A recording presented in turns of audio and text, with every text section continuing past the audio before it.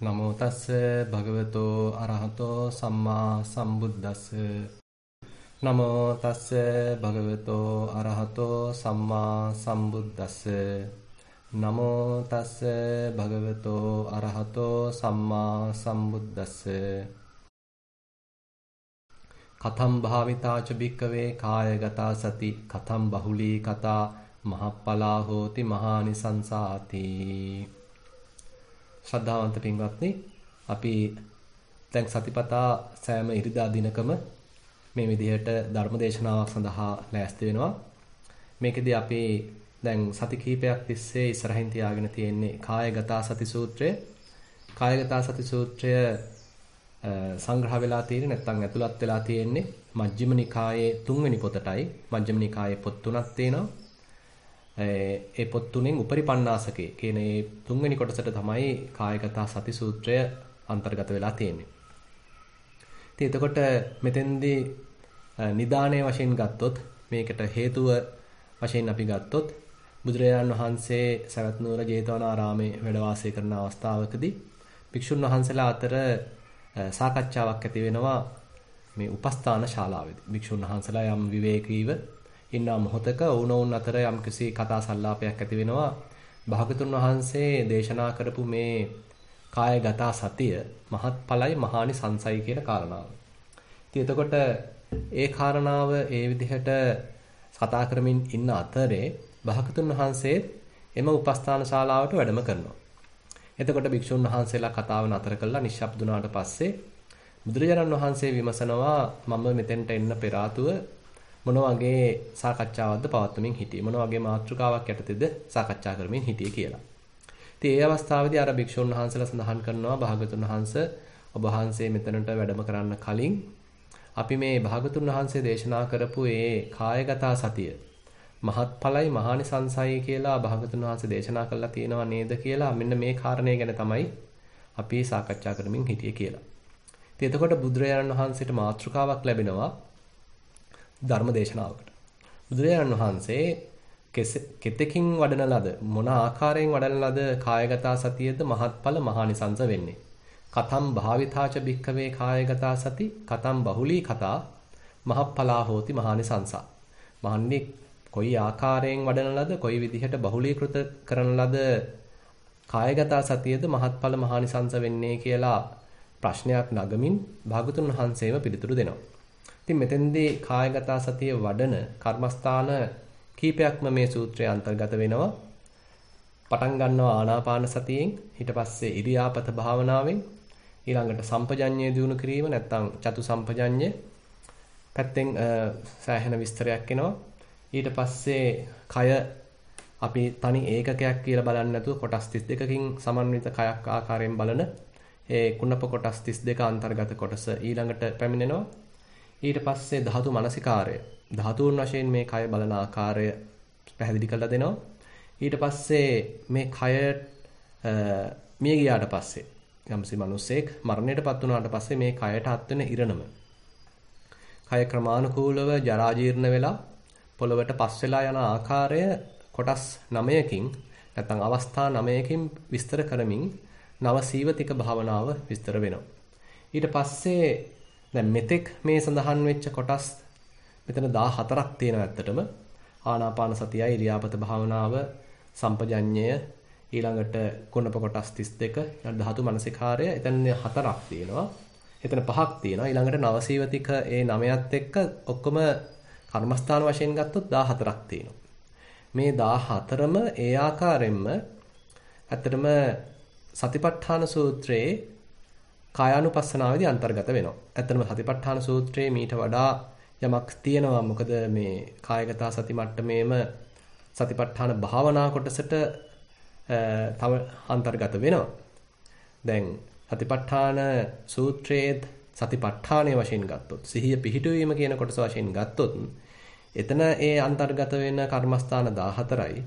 මේ කායගත සති සූත්‍රයේ සිහිය පිහිටුවීම සම්බන්ධයෙන් එන මේ කර්මස්ථාන 14යි එක සමානයි.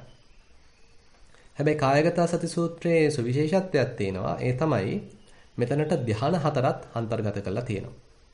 දැන් අපි සාමාන්‍යයෙන් අහලා තියෙනවා ධ්‍යාන වැඩිම ඒ කාලේ බුදුරජාන් වහන්සේ වැඩ සිටින්නත් කලින් ඒ Hindu බ්‍රාහ්මණීන් අතර නැත්නම් බ්‍රාහ්මණ ආගමික ඒ බ්‍රාහ්මණීන් අතර ප්‍රචලිත වෙලා තිබිච්ච මේ ක්‍රියාවක්.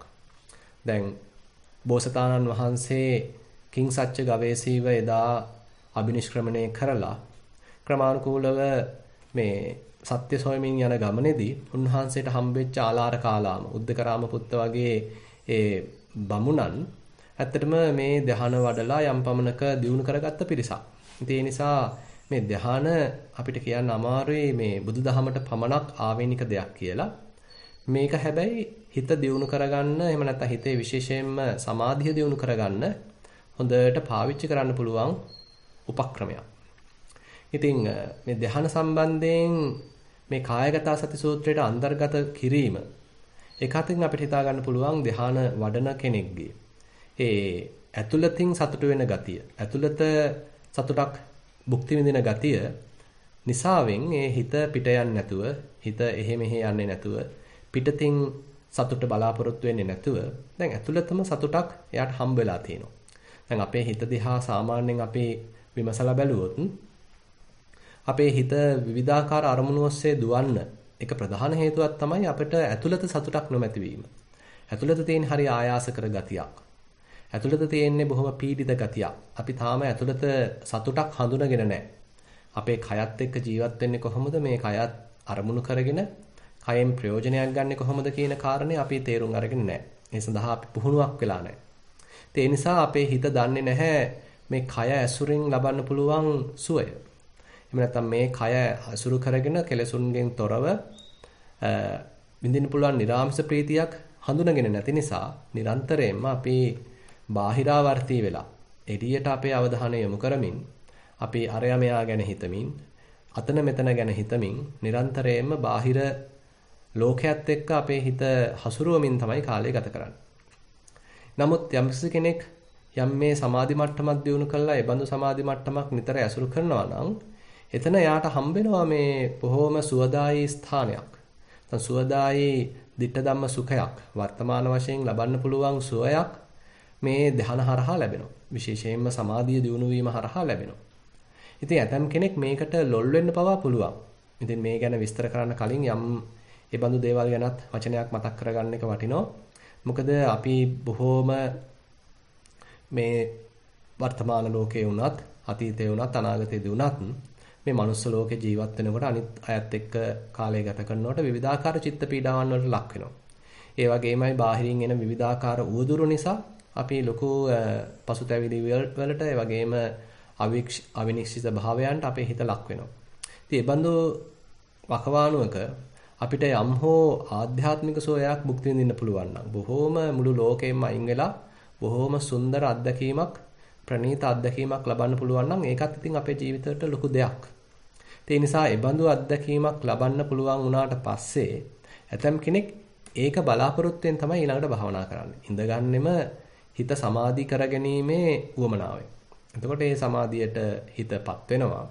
පත් වුණාට පස්සේ සෑහෙන වෙලාවක් හැකිපමණ ඒ සමාධිය භුක්ති විඳින්මින් කාලය ගත කරනවා. ඉතින් ඒක සාමාන්‍යයෙන් කියනවා නිකාන්තියක් කියලා. මොකද මේ දැන් මේ ලැබිච්ච සමාධියට ඇලිලා. ඒක තමයි අපේ ඒකායන ප්‍රාර්ථනාය කරගෙන තියෙන්නේ. ඒකායන බලාපොරොත්තු වෙලා තියෙන්නේ මුළු ලෝකෙම අයින් වෙලා ඒ සමාධියට ඇතුළත් වෙලා සමාධිය තුළට ගිහිල්ලා ඒ සමාධියේ සුවය භුක්ති විඳින්න. ඉතින් මේක ඒ තරම් වර්ණනා කරන තත්වයක් නෙමෙයි. මොකද ඊට වඩා බොහොම ගැඹුරු දර්ශනයක් භාගතුන් වහන්සේ ඉදිරිපත් කරනවා. නමුත් ඉතින් ඊට මෙහා යම්සි කෙනෙකුට తాවකාලික වශයෙන් ලබන්න පුළුවන් සුවයක් මේ ධානවල එහෙම නැත්නම් මේ සමාධි තුල ඇත්තටම අන්තර්ගත වෙනවා.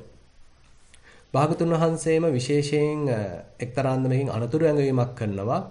ඔය මජ්ක්‍ධිම නිකායේම එන සල්ලේක සූත්‍රයේදී මහණෙනි යම්සි කෙනෙක් මෙබඳු ධානවල පවා ඕන තරම් වෙලාවක් ගත කරලා කැමැති වෙලාවක් ගත කරලා ඒ අය හිතනවා නම් මේක ඇවිල්ලා සල්ලේඛයක්ය මේක ඇවිල්ලා කෙලස් ලියා හරින නැත්තම් කෙලස් ෂේකර හරින ප්‍රතිපදාවක් කියලා කවුරු හරි හිතනවා නම් ඒක වැරදි කියලා කියනවා.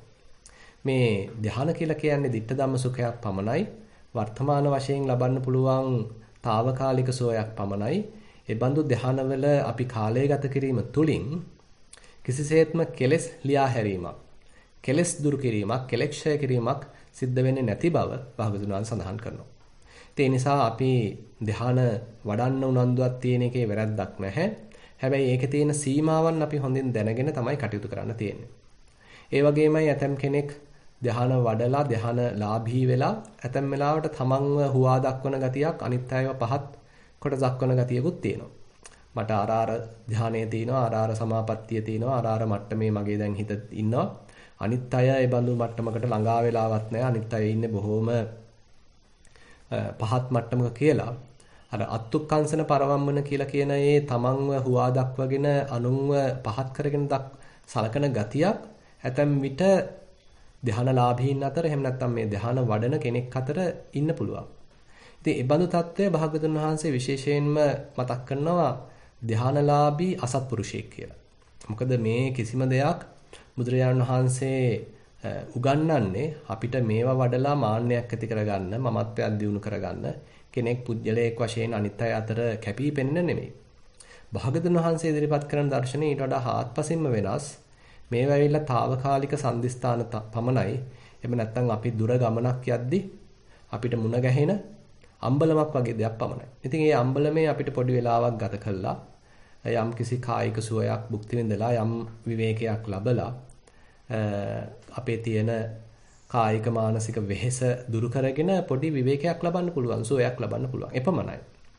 ඉන් එහාට යන්න ලොකු ගමනක් තියෙනවා. ඒ වගේමයි මට දැන් අම්බලමක් හම්බුණා කියලා ඒකෙන් මාන්නයක් ඇති කර ගන්නවා නම් අනිත් අයට එහෙම අම්බලමක් නැහැ කියලා හිතා ගන්නවා නම් ඒකත් අපේ තියෙන වැරදි අදහසක්. මොකද ඒක අම්බලමක්. මේක ඇවිල්ලා తాවකාලික නිවහනක්. මට අයිති දෙයක් නෙමෙයි. ඒ නිසා විශේෂයෙන්ම ඔය සත්පුරුෂ සූත්‍රයේදී එහෙම බුදුරජාන් වහන්සේ මේ ධ්‍යාන වඩන යෝගාවචරයන්ට විශේෂ අනුතරංගවීමක් කරනවා. මේ දේවල් වැඩුවට කමක් නැහැ. හැබැයි ඒ දේවල් ලැබුණා කියලා, භුක්ති විඳා කියලා තමන්ව උසස් කළා අනිත් අයව පහත් කළා සලකන්න එපා. එහෙම වුණොත් ධ්‍යානලාභී අසත්පුරුෂයෙක් බවට පත් වෙනවා කියලා. ඉතින් මේ කාරණා ටික මේ මාතෘකාවට එළඹෙන්න කලින් මතක් කරගෙන එබනම් අපි බලමු කොහොමද ටික ටික මේ කායගත සති සූත්‍රයේදී බුදුරජාන් වහන්සේ මේ ඒ ධ්‍යානය විස්තර කරන්න කියලා. දැන් ධ්‍යාන වලට එළඹෙන්න විවිධ ක්‍රම තියෙනවා. දැන් විශේෂයෙන් කර්මස්ථාන 40ක් සතර මේ සම 40 කර්මස්ථාන කියලා සාමාන්‍යයෙන් කර්මස්ථාන 40ක් ඔය සමත භාවනාවදී උගන්වනවා. ඉතින් මේ සමත භාවනාවේ උගන්වන කර්මස්ථාන අතරින් ඇතැම් කර්මස්ථාන වලින් මේ රූපාවචර ධ්‍යාන 4කට එළඹෙන්න පුළුවන්. ඇතැම් කර්මස්ථාන වලින් රූපාවචර ධ්‍යාන 3කට පමණක් යන්න පුළුවන්. ඇතැම් කර්මස්ථාන වලින් රූපාවචර ධ්‍යාන 1කට යන්න පුළුවන්. ඇතැම් කර්මස්ථාන වලින් රූපාවචර ධ්‍යාන පමණක් නෙමෙයි අරූපාවචර ධ්‍යාන වලටත් යන්න පුළුවන්. මේ ආකාරයෙන් ඒ කර්මස්ථාන වල යම් යම් සුවිශේෂී හැකියාවන් තියෙනවා. ඉතින් අපි වඩන කර්මස්ථානයේ අනුව එතකොට ඒකෙන් යන්න පුළුවන් සමාධියේ ගැඹුර, සමාධියේ මට්ටම් විවිධ වෙනවා. ඒ නිසා අපි කවුරු හරි හිතනවා නම් ඕනම කර්මස්ථානයකින් සියලුම ධ්‍යාන ලබන්න පුළුවන් කියලා ඒක වැරදි මතයක්. විවිධ කර්මස්ථාන වලින් ඒ කර්මස්ථානයට ආවේනිකව ලබන්න පුළුවන් ධ්‍යාන ප්‍රමාණය නැත්නම් ධ්‍යාන මට්ටම් විවිධ වෙනවා. දැන් ආනාපාන සතිය මේ සූත්‍රයේදී අන්තර්ගත වෙලා තියෙන නිසා අපි ආනාපාන සතියම උපයෝගී කරගෙන මේ ධ්‍යාන ගැන විස්තර කරන්න පටන් ගත්තොත් දැන් ආනාපාන සතිය කියන කර්මස්ථානය ඇත්තටම පැති දෙකක් ඔස්සේ විස්තර කරන්න පුළුවන්. ඒ කියන්නේ ආනාපාන සති කර්මස්ථානය ඊටාම ප්‍රබල කර්මස්ථානයක්. ඒ කර්මස්ථානය උපයෝගී කරගෙන කෙනෙකුට සමත මේ සමාධියක්, සමත ධ්‍යානයක් ලබන්නත් පුළුවන්. ඒ වගේමයි ඒ කර්මස්ථානයම උපයෝගී කරගෙන විපස්සනාවට ගැඹුරු වෙලා විපස්සනාවේ ගැඹුරකට යන්නත් පුළුවන්. උදාහරණයක් වශයෙන් දැන් ආනාපාන සති සූත්‍රය මජ්ක්‍ධිම නිකායේ මෙනවා. ඒ ආනාපාන සති සූත්‍රය මේ කායගත සති සූත්‍රයට කලින් තියෙන සූත්‍රය. ඒ සූත්‍රයේදී භාගතුන් වහන්සේ ආනාපාන සතියම උපයෝගී කරගන්නවා කොහොමද විපස්සනාවට හැරෙන්නේ කියලා. 16 ආකාරයකින් ආනාපාන සතිය ක්‍රමානුකූලව පියවරෙන් පියවර වඩමින් කෙනෙක් කොහොමද කායානුපස්සනාව දියුණු කරගන්නේ, වේදනානුපස්සනාව දියුණු කරගන්නේ, චිත්තානුපස්සනාව දියුණු කරගන්නේ ධම්මානුපස්සනාව දියුණු කරගන්නේ කියලා ඒ ආනාපාන සති සූත්‍රයේදී බොහොම ප්‍රබල විවරණයක් ඇත්තටම අන්තර්ගත වෙනවා. මොකද ඒක තනිකරම විපස්සනාව ඔස්සේ යන සූත්‍රයක්. එතකොට මේ සතර කර්ම සතිපට්ඨාන වැඩිමෙන් නොනැවති බහදුදාංශ කියලා දෙනවා. මේ සතර සතිපට්ඨානයන් වැඩිම හරහා ඊළඟට කොහොමද සප්ත බොජ්ජංග ධර්මයන් දියුණු කරන්නේ? සප්ත බොජ්ජංග ධර්මයන් දියුණු කිරීම හරහා විඥා විමුක්ති කියන ඒ මනසේ අවබෝධයක්, ඒ වගේම ප්‍රඥාවක්, හිතේ නිදහස් භාවයක්, විමුක්තියක් සාක්ෂාත් කරගන්නේ කොහොමද කියන එකත් ඒ ආනාපාන සති සූත්‍රයේදී විස්තර කරලා තියෙනවා. ඒ අනුව ඉතින් අපිට හිතා ගන්න පුළුවන් මේ ආනාපාන සතිය කියන ප්‍රබල කර්මස්ථානයේ හරහා කෙනෙකුට අවශ්‍ය නම් ඍජුවම විපස්සනාව ඔස්සේ යන්න පුළුවන් කමක් තියෙනවා. ඉතින් මුලදී ආරම්භක යෝගාවචරයෙකුට තේරෙන්නේ නැහැ මේ විපස්සනාව ඔස්සේද වැඩෙන්නේ සමතය ඔස්සේද වැඩෙන්නේ කියලා. ඒ ගැන ලොකු මවිතයක්, ප්‍රශ්නයක්, ගැටලුවක් එහෙම නැත්නම් සැකයක් ඇති කරගන්න අවශ්‍ය නැහැ. කොයි හෝ පැත්තකින් අපේ හිතේ ඒ වමනා කරන ඉන්ද්‍රිය ධර්මයන් දියුණු වෙනවා නම් මුලදී ඒක ප්‍රමාණවත් දිගට භාවනාව කිරීමයි වැදගත් වෙන්නේ. පසුව ඒක මේ සකස් කරලා අපිට හැඩගස්වලා වමනා පැත්තට හරවලා ගන්න හැකියාව තියෙනවා. ඒ නිසා ආනාපාන සතිය ඔස්සේ විපස්සනා වඩන්නත් පුළුවන්. ඒ වගේමයි ආනාපාන සතිය ඔස්සේ ධ්‍යාන වඩන්නත් පුළුවන්. දැන් අද අපි ඇත්තටම මේ කතා කරන්න බලාපොරොත්තු වෙන්නේ එහෙමනම් මේ ආනාපාන සතිය ඔස්සේ ධ්‍යාන වඩන්නේ කොහොමද කියන මාතෘකාවයි. එතකොට ආනාපාන සතිය වඩන්න පටන් ගන්න යෝගාවචරයට බුදුරජාණන් වහන්සේ මුලින්ම මේ කායගත සූත්‍රයේම විස්තර කරලා දෙනවා. කොහොමද කායගත මේ බහුලීකృత කරන්නේ කායගත සතිය මහත්ඵල මහානිසංස වෙන්නේ කියලා ඒ ප්‍රශ්නේ නගලා උත්තර දෙද්දි මුලින්ම කියන්නේ ඉද බික්කවේ බික්කු අරඤ්‍යගතෝ වා රුක්ඛමූලගතෝ වා ශුඤ්ඤාගාරගතෝ වා නිසීදති පල්ලංකං ආභුජිත්වා උජුං කායං පනිදාය පරිමුඛං සතින් උපට්ඨපෙත්තා. දැන් මේ එකතකින් සමාධියකට එළඹෙන්න සූදානම් වෙන යෝගාවචරයේ සමාධියක් වඩන්න කැමති යෝගාවචරයෙක් ඊට සරිලන පරිසරයක් සකස් කරගන්න වෙනවා. මොකද විශේෂයෙන්ම සමත කර්මස්ථානයක් ඒ සුදුසු පරිසරය සහිතව තමයි වැඩෙන්නේ. නැතුව විපස්සනාවක් නම් ටිකක් ගැඹුරකට යනකොට විපස්සනාව බහුලීකృత කරද්දී කෙනෙකුට ඔය වටින් පිටින් එන විවිධ ශබ්ද ආදී ඒ බාහිර කරදර දරන්න පුළුවන් ගතියක් ඒවා ඔස්සේ නොසැලෙන ගතියක් මනසේ ඇති වෙන්න පුළුවන්. නමුත් සමත කර්මස්ථාන එහෙම නෙමෙයි. සමත යෝගාවචරයේ විශේෂයෙන්ම බොහෝම නිශ්ශබ්ද පරිසරයක්, සාමකාමී පරිසරයක්, ශාන්ත පරිසරයක් සහිතව ඒ සමත කර්මස්ථානයේ වඩන්න පටන් ගන්න එක ඊටාම වැදගත්.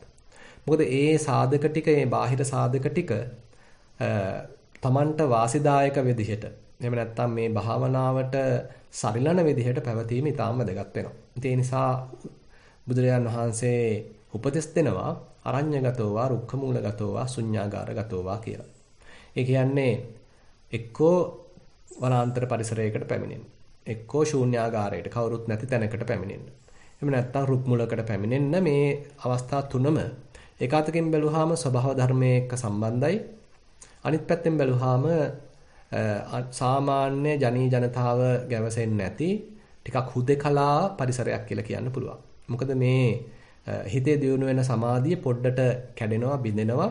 ඒ නිසා අනිත් අයගෙන් වෙන වෙන බාහිර සාධක වලින්, බාධක වලින් එන ඒ පීඩාවන්, බාධාවන් අවම වෙච්ච පරිසරයක මේ කටයුත්ත කරන්න පටන් ගන්නවා නම් ඒකේ ලොකු වාසියක් තියෙනවා. මොකද එතකොට මේ ක්‍රමානුකූලව ඉස්සරහට භාවනාව දියුණු කරගෙන යන්න පුළුවන්.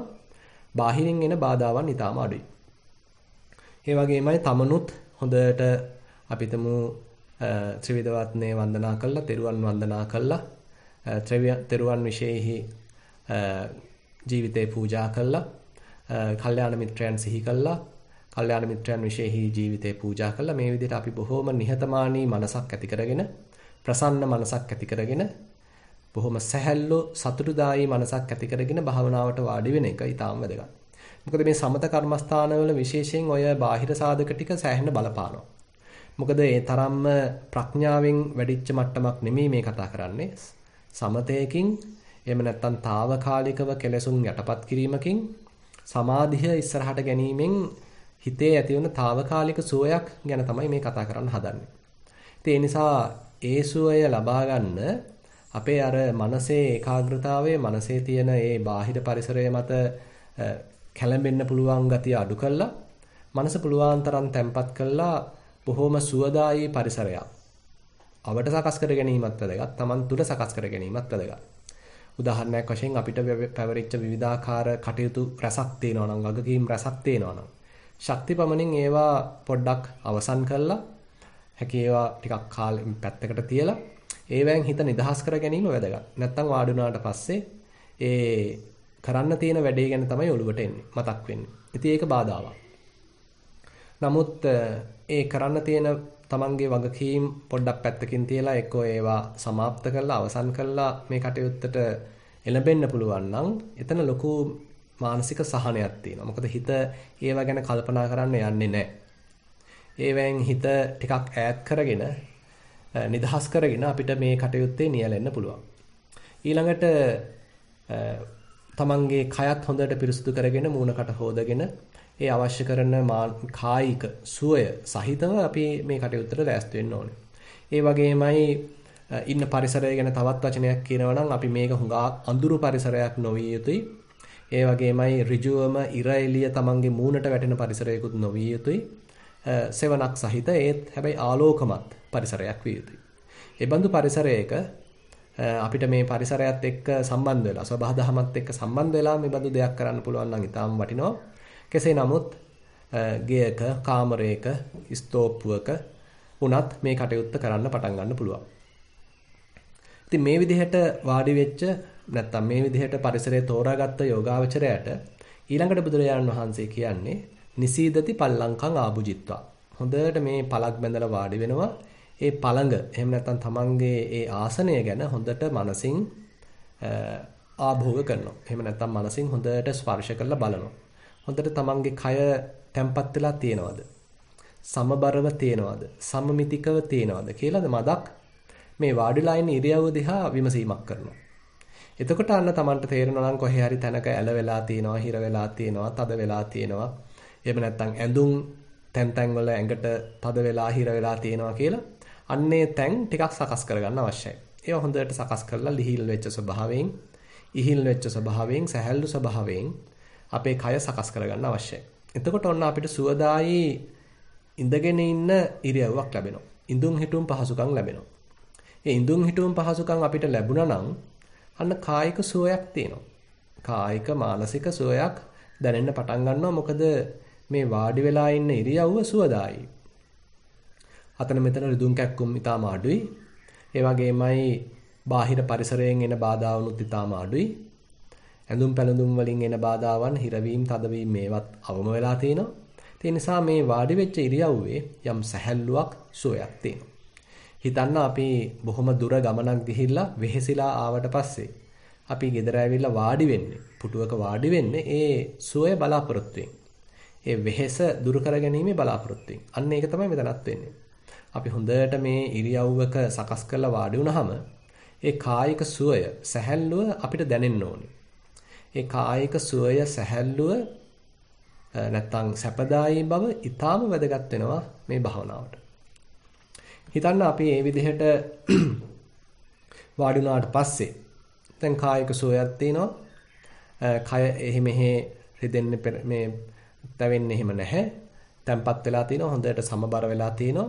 දැන් හරියට නිකන් වෙහෙරක් වගේ නැත්තම් හුඹහක් වගේ පිරමීඩයක් වගේ හොඳට සමමිතිකව තැම්පත් වෙච්ච පట్టල වෙච්ච ගතියක් දැන් ඔන්න කයේ තියෙනවා.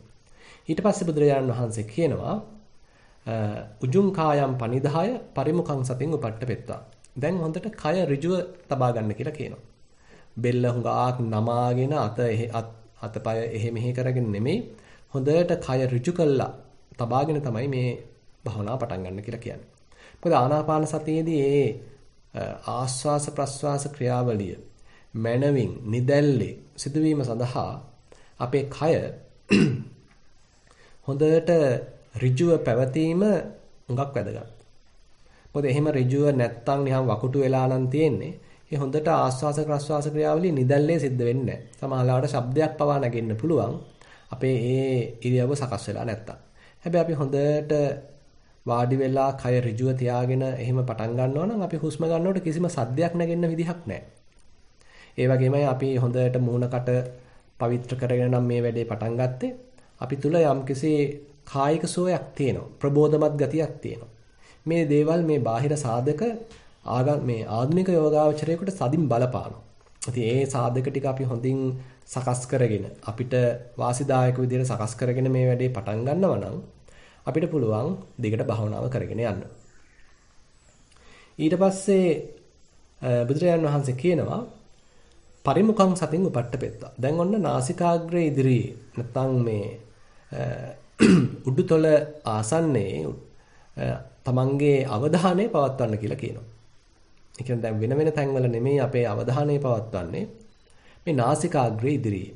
මෙතෙන්දී අවශ්‍ය නැහැ හරියටම මේ නාසිකාග්‍රයේ එක තැනක් හරියට නිකන් ඉදිකටු තුඩක අල්පනිත තුඩක තැනක් අරමුණු කරන්න නෙමෙයි මේ කියන්නේ.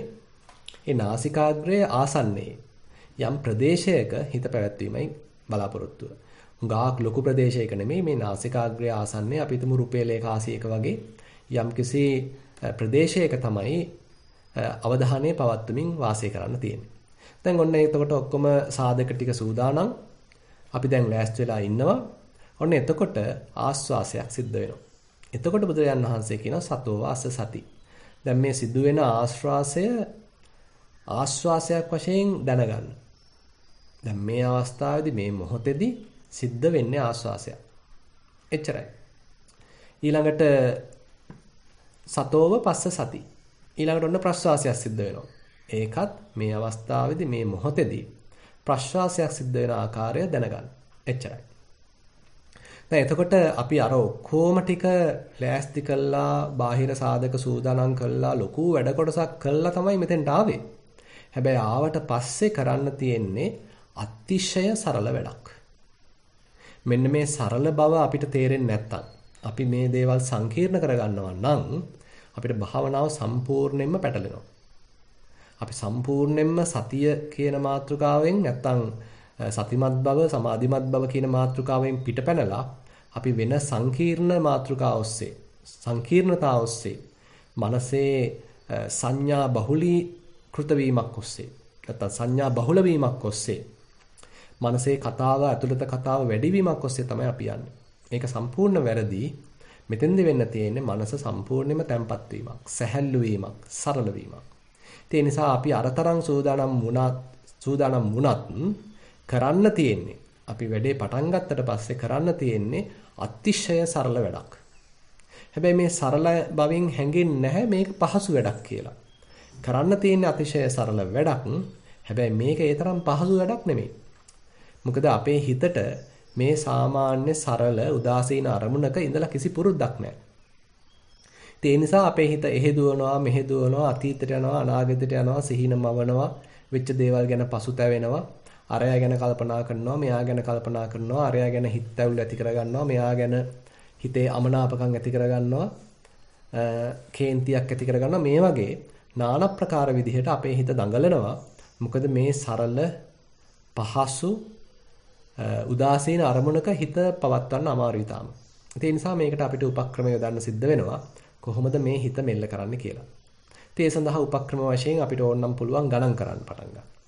ආස්වාසයක් ප්‍රස්වාසයක් සිද්ධ වෙනකොට 1 1 කියලා ගණන් කරනවා. ඊළඟ ආස්වාසයේ ප්‍රස්වාසයේ සිද්ධ වෙනකොට 2 2 කියලා ගණන් කරනවා. ඊළඟ ආස්වාසයේ ප්‍රස්වාසයේ සිද්ධ වෙනකොට 3 3 කියලා පටන් ගන්නවා. ඉතින් මේ විදිහට ඕනනම් 10 විතර වෙනකන් අපිට යන්න පුළුවන්. ඊට පස්සේ එහාට යන්න අවශ්‍ය නැහැ. ආයිත් 1 1 කියලා ආයිත් මුලට එනවා. අපි තුමු අතරමඟදී හිත කොහේ හරි පිට දිව්වා. විනාඩි 2කට පස්සේ තමයි මොන මතක් වුනේ. එතකොට ඉතින් ආයෙත් මුලටම එනවා. එකේ ඉඳන්ම ආයෙ පටන් ගන්නවා. මේ විදිහට යම්ස කෙනෙක් මේ ගණන් කිරීමේ ක්‍රමය ඕනනම් පාවිච්චි කරන්න පුළුවන්. එහෙම නැත්නම් ආස්වාසයක් දැනගන්නකොට ආස්වාසයක් වශයෙන් මෙනෙහි කරන්න පුළුවන්. ප්‍රශ්වාසයක් දැනගන්නකොට ඒ දැනගත්ත මොහොතේදී ප්‍රශ්වාසයක් කියලා මෙනෙහි කරන්න පුළුවන්. ඒතර මෙන්න මේ මෙනෙහි කිරීමේ උපක්‍රමයක් පාවිච්චි කරන්න පුළුවන්. අර ගණන් කිරීමේ උපක්‍රම ඉතින් විවිධ විදිහට තියෙනවා. ඕනනම් 1 2 3 4 ඔය විදිහට දිගට යන්න පුළුවන්. එහෙම නැත්නම් 1 1 2 2 ඔය ආකාරයෙන් දිගට යන්න පුළුවන්. ඉතින් විවිධ විදිහට ඒවා වෙනස් කරගත්තට වැරද්දක් නැහැ. වැදගත් වෙන්නේ ඒ උපක්‍රමය හරහා හිතේ මෙල්ලවීමක්, හිත ටිකක් තැම්පත් වීමක්, හිත කීකරු වීමක් සිද්ධ වෙනවද කියන කාරණය.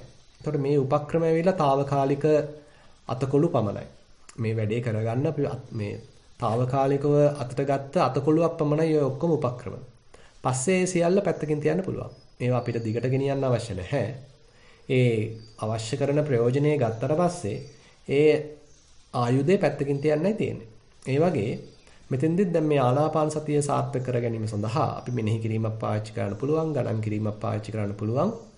ඊට පස්සේ සාර්ථක වුණාට පස්සේ මෙනෙහි කිරීම අතර කරන්න අවශ්‍යයි.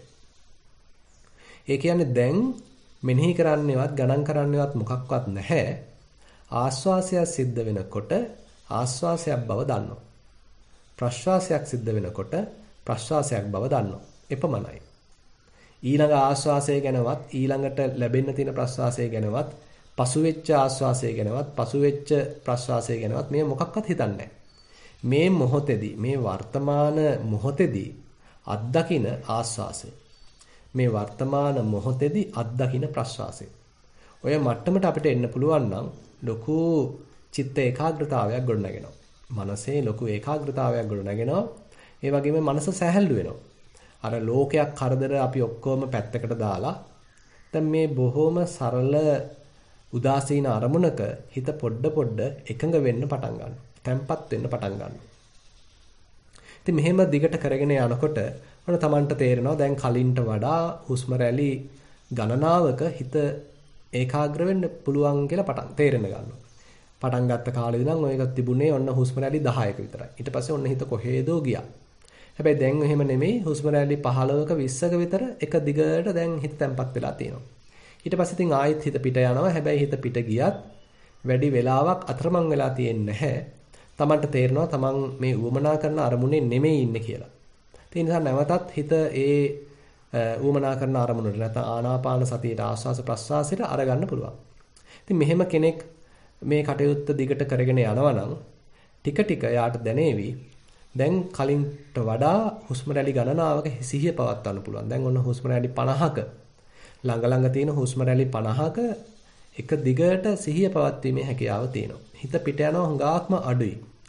ඔන්න එක ළඟ තියෙන හුස්ම රැලි 70ක 80ක සිහිය පවත්වන්න පුළුවන්. එක ළඟ තියෙන හුස්ම රැලි 100ක 150ක 200ක සිහිය පවත්වන්න පුළුවන්.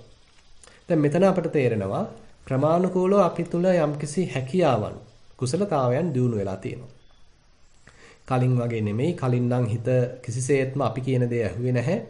හරියට නිකන් අර පිස්සු හැදිච්ච වඳුරෙක් වගේ, රෙලවෙක් වගේ එහෙ මෙහෙ පැන තමයි තිබුණේ. නමුත් දැන් එහෙම නෙමෙයි. හිත අපි කියන දේ අහනවා. අපි කිව්වහම නාසිකාග්‍රයේ අවධානයෙන් ඉන්න කියලා දැන් එයා එතෙන්ට වෙලා ඉන්නවා. ඒ වගේම ආස්වාසයක් ප්‍රස්වාසයක් බලන්න කියලා කිව්වහම ඒ ආස්වාසය ප්‍රස්වාසය බලන ගතියක් දැන් තියෙනවා. ඒ කියන්නේ හිතේ සෑහෙන ඒකාග්‍රතාවයක් දැන් ගොඩ නැගිලා තියෙනවා. ඉතින් ඒ ගැන අපි සතුටු වෙන්න ඕනේ. ඒ කියන්නේ අපි දැන් මේ නොලැබිච්ච දේවල් නොලැබිච්ච ධ්‍යාන ගැන මාර්ගඵල ගැන පසුතැවිලි එහෙම නැත්නම් මනසින් පීඩාවක් විඳිනව නෙමෙයි. මේ වෙලාවේදී බොහෝම සැනසෙලිදායකයි. මේ වෙලාවේදී බොහෝම සුවදායකයි. මේ වෙලාවේදී අපේ අවධානය ලක් කරලා තියෙන්නේ ආස්වාසයක් පමණයි. මේ වෙලාවේදී තාම සැනසෙලිදායකයි, බොහෝම සතුටුදායකයි, තෘප්තිමත් බවක් තියෙනවා. අපේ පූර්ණ අවධානය ලක් වෙලා තියෙන්නේ ප්‍රශ්වාසයකට පමණයි. මේ ආකාරයෙන් අපිට පුළුවන් නම් අපේ මනසේ තියෙන අර ඉල්ලන ගතිය, තව දේවල් ඉල්ලන ගතිය පැත්තකට දාලා මේ මොහොතේ දැනෙන මේ ආස්වාසයකට 100%ක් සම්බන්ධ වෙන්න. ඒ ආස්වාසයත් එක්ක යාළු වෙන්න. හොඳට ඒකාබද්ධ වෙන්න. එහෙනම් අපි ක්‍රමයේ ඉගෙනගෙන තියෙනවා. එහෙම නැතුව අපි තාමත් අරව ඉල්ලනවා, මේව ඉල්ලනවා, අරක හම්බුන්නේ නැහැ, මේක හම්බුන්නේ නැහැ. මගේ හිත එකඟුනේ නැහැ, මගේ හිත ධානාගත වුණේ නැහැ කියලා අපි මැසිවිලි නගනවා නම් අපේ හිතේ තියෙන අප්‍තෘප්තිකර බවක් නම් ඉතින් ගමන යන්න හරි අමාරුයි. විශේෂයෙන්ම මේ ගමනේදී අපි ගාවේ තෘප්තිමත් බව ඇති කර ගැනීම ඉතාම වැදගත්. මොකද මේ තෘප්තිමත් බව තුලින් තමයි අපේ තුල සතුට ඇති කරගන්නේ. අපි නොලැබිච්ච දේවල් ගැන නිතරම අඬනවා නම්, වැළපෙනවා නම්, පසුතැවිලි වෙනවා නම් මේ හිතේ මේ වික්ෂිප්ත භාවයකට පැමිණෙනවා නම් ඉතින් හිත ඒකාග්‍ර කරගන්න අමාරුයි, සමාධිමත් කරගන්න අමාරුයි. නමුත් අපි මේ දැන් තියෙන தත්ත්වය ගැන සෑහීමකටපත් වෙනවා නම් එතනින් අදහස් වෙන්නේ උත්සාහ කරන්නේ නැහැ කියලා. නමුත් මේ වඩන මොහොතේ තෘප්තිමත් බවක් අවශ්‍යයි. ඒ තුලින් සතුට වෙන ගතියක් අවශ්‍යයි. මේ දැනෙන හුස්ම රැල්ලේ ඒකාග්‍රතාවයක්, සමාධිමත් භාවයක්, තෘප්තිමත් භාවයක් අපේ හිතේ ඇති කරගන්න අවශ්‍යයි. හිතන්න අපිට තෘප්තිමත් බවක් ඇති කරගන්න පුළුවන්. දැන් කලින් අවස්ථාවේදී අපි දුන්න ගිය සතියේ භවනා කරද්දී මගේ හිත මට තේරුණා හුස්ම රැලි 20ක විතර තමයි සිටියේ. ඊට පස්සේ කොහෙදෝ යනවා. තොරතෝංචයක් නැතුව කතාව පටන් ගන්නවා. හැබැයි දැන් එහෙම නෙමෙයි. ඔන්න හුස්ම රැලි 50ක විතර එක දිගට ඉන්න ගතියක් තියෙනවා. ඉතින් ඒතකොට Tamanට සතුට වෙන්න පුළුවන්. දැන් කලින්ට වඩා මගේ හිත කීකරුයි. කලින්ට වඩා මගේ හිත මං කියන දේ අහනවා. මට ඕන තැන තියාගෙන ඉන්න පුළුවන්. කියලා Tamanට පුංචි සතුටක් තමන් කරපු මේ අභ්‍යාසය හරහා තමන් යෙදුන මේ භාවනාව හරහා හිතේ ඒ උවමනා කරන ශක්තියින් උවමනා කරන හැකියාවන් කුසලතාවයන් යම් පමණකට හෝ දියුණු වෙලා තේනවා කියලා සතුටු වෙන්න පුළුවන්. මේ සතුට ඊටාම වැදගත්. ඒකයි මම මේ නැවත නැවතත් පුන කියන්නේ මේ සතුට නැතුව මේ ඉදිරි ගමනක් නැහැ. මේ බුදුරජාණන් වහන්සේ පෙන්වන මාර්ගය හරිම සුවදායී ගමනක් කියලා කියන්න පුළුවන්. ඒකයි බුදුරජාණන් වහන්සේට නමක් දෙනවා සුගත කියලා. සුගත කියලා කියන්නෙම ඒ පැමිණෙන විවිධාකාර බාධාවන් ජයගනිමින් සිනාමිසු මුහුණින් නැත්නම් බොහොම සතුටු සහගත සිතින් ප්‍රසන්න මනසකින් ඒ උමනා කරන බෝධි සම්භාරයන් පුරපු නිසා තමයි භාගවතුන් වහන්සේට සුගත කියලා කියන්නේ. ඉතින් ඒ වගේ තමයි යෝගාවචරයේකුත් මේ පැමිණෙන බාධාවන් වලින් හිතේ අමනාපකම් ඇති කරගන්න නැතුව, පසුතැවිලි ඇති කරගන්න නැතුව ඒවත් තමන්ගේ චිත්ත ශක්තිය දිනු කරගන්න, හැකියාව දිනු කරගන්න, හිතේ පන්නරයක් ඇති කරගන්න භාවිතා කරමින් මේ මොහොත ගැන සතුටු වෙමින් මේ මොහොතේ ලබන අත්දැකීමට පූර්ණ අවදිමත් බවක් ඇති කරගන්නින් ඒ තුලින් සතුටක් ඇති කරගන්මින් යනවා නම් ඔන්න අපිට ඉස්සරහට යන්න පුළුවන්. ඊට පස්සේ දැන් කෙනෙක් මේ විදිහට ඉස්සරහට යනකොට දැන් ඔන්න එයාට තේරෙනවා කලින් වගේ නෙමෙයි හිත කියන දේ අහනවා ළඟ තියෙන හුස්ම රැලි 100ක් 200ක් ඉන්න පුළුවන්කම තියෙනවා. දැන් විශේෂයෙන්ම දැන් මේ ආනාපාන සතිය සමත මුහුණුවරකින් වඩ아가න යනකොට මේ හුස්ම රැල්ලේ වෙනස්කම් එච්චරම බලන්න අපි වෙහෙසෙන්නේ නැහැ. හුස්ම රැල්ල අපි කියන්නේ නිකන් පහුරු ගාලා බලනවා වගේ හුස්ම රැල්ල දිහා බොහොම විමසිලිමත් වෙලා බලන්න. ඒකේ තියෙන සියුම් ලක්ෂණ තේරුම් ගන්න ලොකු උත්සාහයක් දරන්නේ නැහැ. එතකොට ටිකක් හිත විපස්සනාවට බර වෙනවා. හැබැයි ඒ වෙනුවට බලාපොරොත්තුව මේ තියෙන හුස්ම රැල්ල මත සිකන් සිහිය මතු පිටින් තබාගෙන සිටීම පමණයි. ඒ කියන්නේ දැන් මෙතෙන්දී අභිලාෂය වෙන්නේ ඌමනාව වෙන්නේ හිත සමාධිමත් කර ගැනීම. සමාධිය ඉස්සරහට ගැනීම. ඒකයි සමත කර්මස්ථානයක තියෙන විශේෂත්වය. සමතේදී බලාපොරොත්තුවක් නැහැ ප්‍රඥාව එකපාරට ඉස්සරහට ගන්න. බලාපොරොත්තු වෙන්නේ සමාධිය ඉස්සරහට ගන්න. සමාධි ලක්ෂණ ඉස්සරහට ගන්න. ඒ නිසා අර හුස්ම රැල්ලට නැවත හිත නංවමින් එතනම හිත පවත්වමින් කටයුතු කරනවා. හුස්ම රැල්ලේ තියෙන සියුම් ලක්ෂණ විග්‍රහ කරමින් විමසමින් ඒ ගැන යම් සියුම් ආකාරයෙන් දකිමින් වාසය කරන්න එහෙම දරන උත්සාහයක් නැහැ. හැකිපමණ වැඩි හුස්ම රැලි සංඛ්‍යාවක් මේ නාසිකාග්‍රයේම හිත පැවැත්වීම තමයි උත්සාහය වෙන්නේ. දැන් යාට තේරෙනවා හුස්ම රැලි 100ක 200ක 300ක 400ක ඔන්න දිගට හුස්ම රැලි එන මතුවෙන හුස්ම රැල්ලේ එතන මේ හිත ඒකාග්‍ර කරමින් ඉන්න පුළුවන් ගතියක්. හිත නිකන් නතර වෙලා තියෙන ගතියක් මේ ආස්වාස ප්‍රස්වාස ක්‍රියාවලිය තුල එයාට දැනෙන්න පටන් ගන්නවා. ඉතින් මේකෙදී වෙන තව අපූර්ව සිද්ධියක් තමයි මේ ආනාපාන සතිය සමාධි ලක්ෂණයෙන් දිනු වෙනකොට මෙතන ආනාපාන සති නිමිත්තක් පහළ වෙන්න පුළුවන්. හුඟක් යෝගාවචරින්ට මේක වෙනවා සමත පැත්තෙන් හිත දිනු කරනකොට ආනාපාන සති නිමිත්තක් වශයෙන්. උදාහරණයක් වශයෙන් හරියට නිකන් පුළුන් රොදක් වගේ. එහෙම නැත්නම් වලාකුලක් වගේ. එහෙම නැත්නම් පුංචි ආලෝකයක් වගේ දෙයක් පහළ වෙන්න පුළුවන්. අපි නාසිකාග්‍රය අසල අවධානයේ පවත්වමින් ඉන්නකොට වෙන ටිකක් ඊට ආසන්නයේ තැනක අමුතු ආලෝකයක් ආලෝක සහගත ස්වභාවයක් නිකන් හඳ පෑව වගේ ස්වභාවයක් එහෙම නැත්නම් වලාකුලක් ආව වගේ ස්වභාවයක් පුළුන් රොදක් වගේ දෙයක් දැන් ඔන්න එන්න පටන් ගන්නවා. හැබැයි ඉතින් අපි ඕක දිහා බලන්න ගියොත් ඒක නැති වෙලා යනවා. ඒක දුර වෙලා යනවා. හැබැයි අපි ඒ වෙනුවට තවදුරටත් ආනාපාන සතියෙම වඩනවා. එහෙම වඩමින් ඉන්නකොට අර අපි හිතමු පුළුන් රොදක් වගේ ඒ පහළ වෙච්ච ස්වභාවයේ ඒ නිමිත්ත ටිකක් තහවුරු වෙන්න පටන් ගන්නවා. එයා යන්නේ නැහැ දැන්. එයා ටිකක් අල්ල හිටිනවා. ඒ වගේමයි ඉස්සෙල්ලා නම් ආනාපාන සතිය අපිට විනාඩි 45ක් විතර වැඩුවට පස්සේ තමයි අරක මතුවුනේ. හැබැයි දැන් කාලයක් යනකොට විනාඩි 30ක් අපි වඩනකොට අන්න ඒක මතුවෙනවා. තවත් කාලයක් යනකොට විනාඩි 15කදී ඒක මතුවෙනවා. ඊළඟට මතුවුනාට පස්සෙත් ඒක අල්ල හිටිනවා. දිගට තියෙනවා දැන්. ඒක මේ බොඳ වෙලා යන්නේ නැහැ, නොපෙනී යන්නේ නැහැ. ඒක දැන් අල්ල හිටින ගතියක් තියෙනවා. ඉතින් මේ විදිහට කෙනෙක් බහුලීකృత කරනවා නම් අන්න යාට තේරෙනවා දැන් ක්‍රම සහ විදි අහුවෙලා හිතේ ඒකාග්‍රතාවය වැඩිගෙන එනකොට අන්න අර නිමිත්ත පහළ වෙනවා. තමන් ඒ නිමිත්ත දිහා බලන්නේ නැතුව ආනාපානයේ දිහාම බලාගෙන වැඩේ කරගෙන යනවා.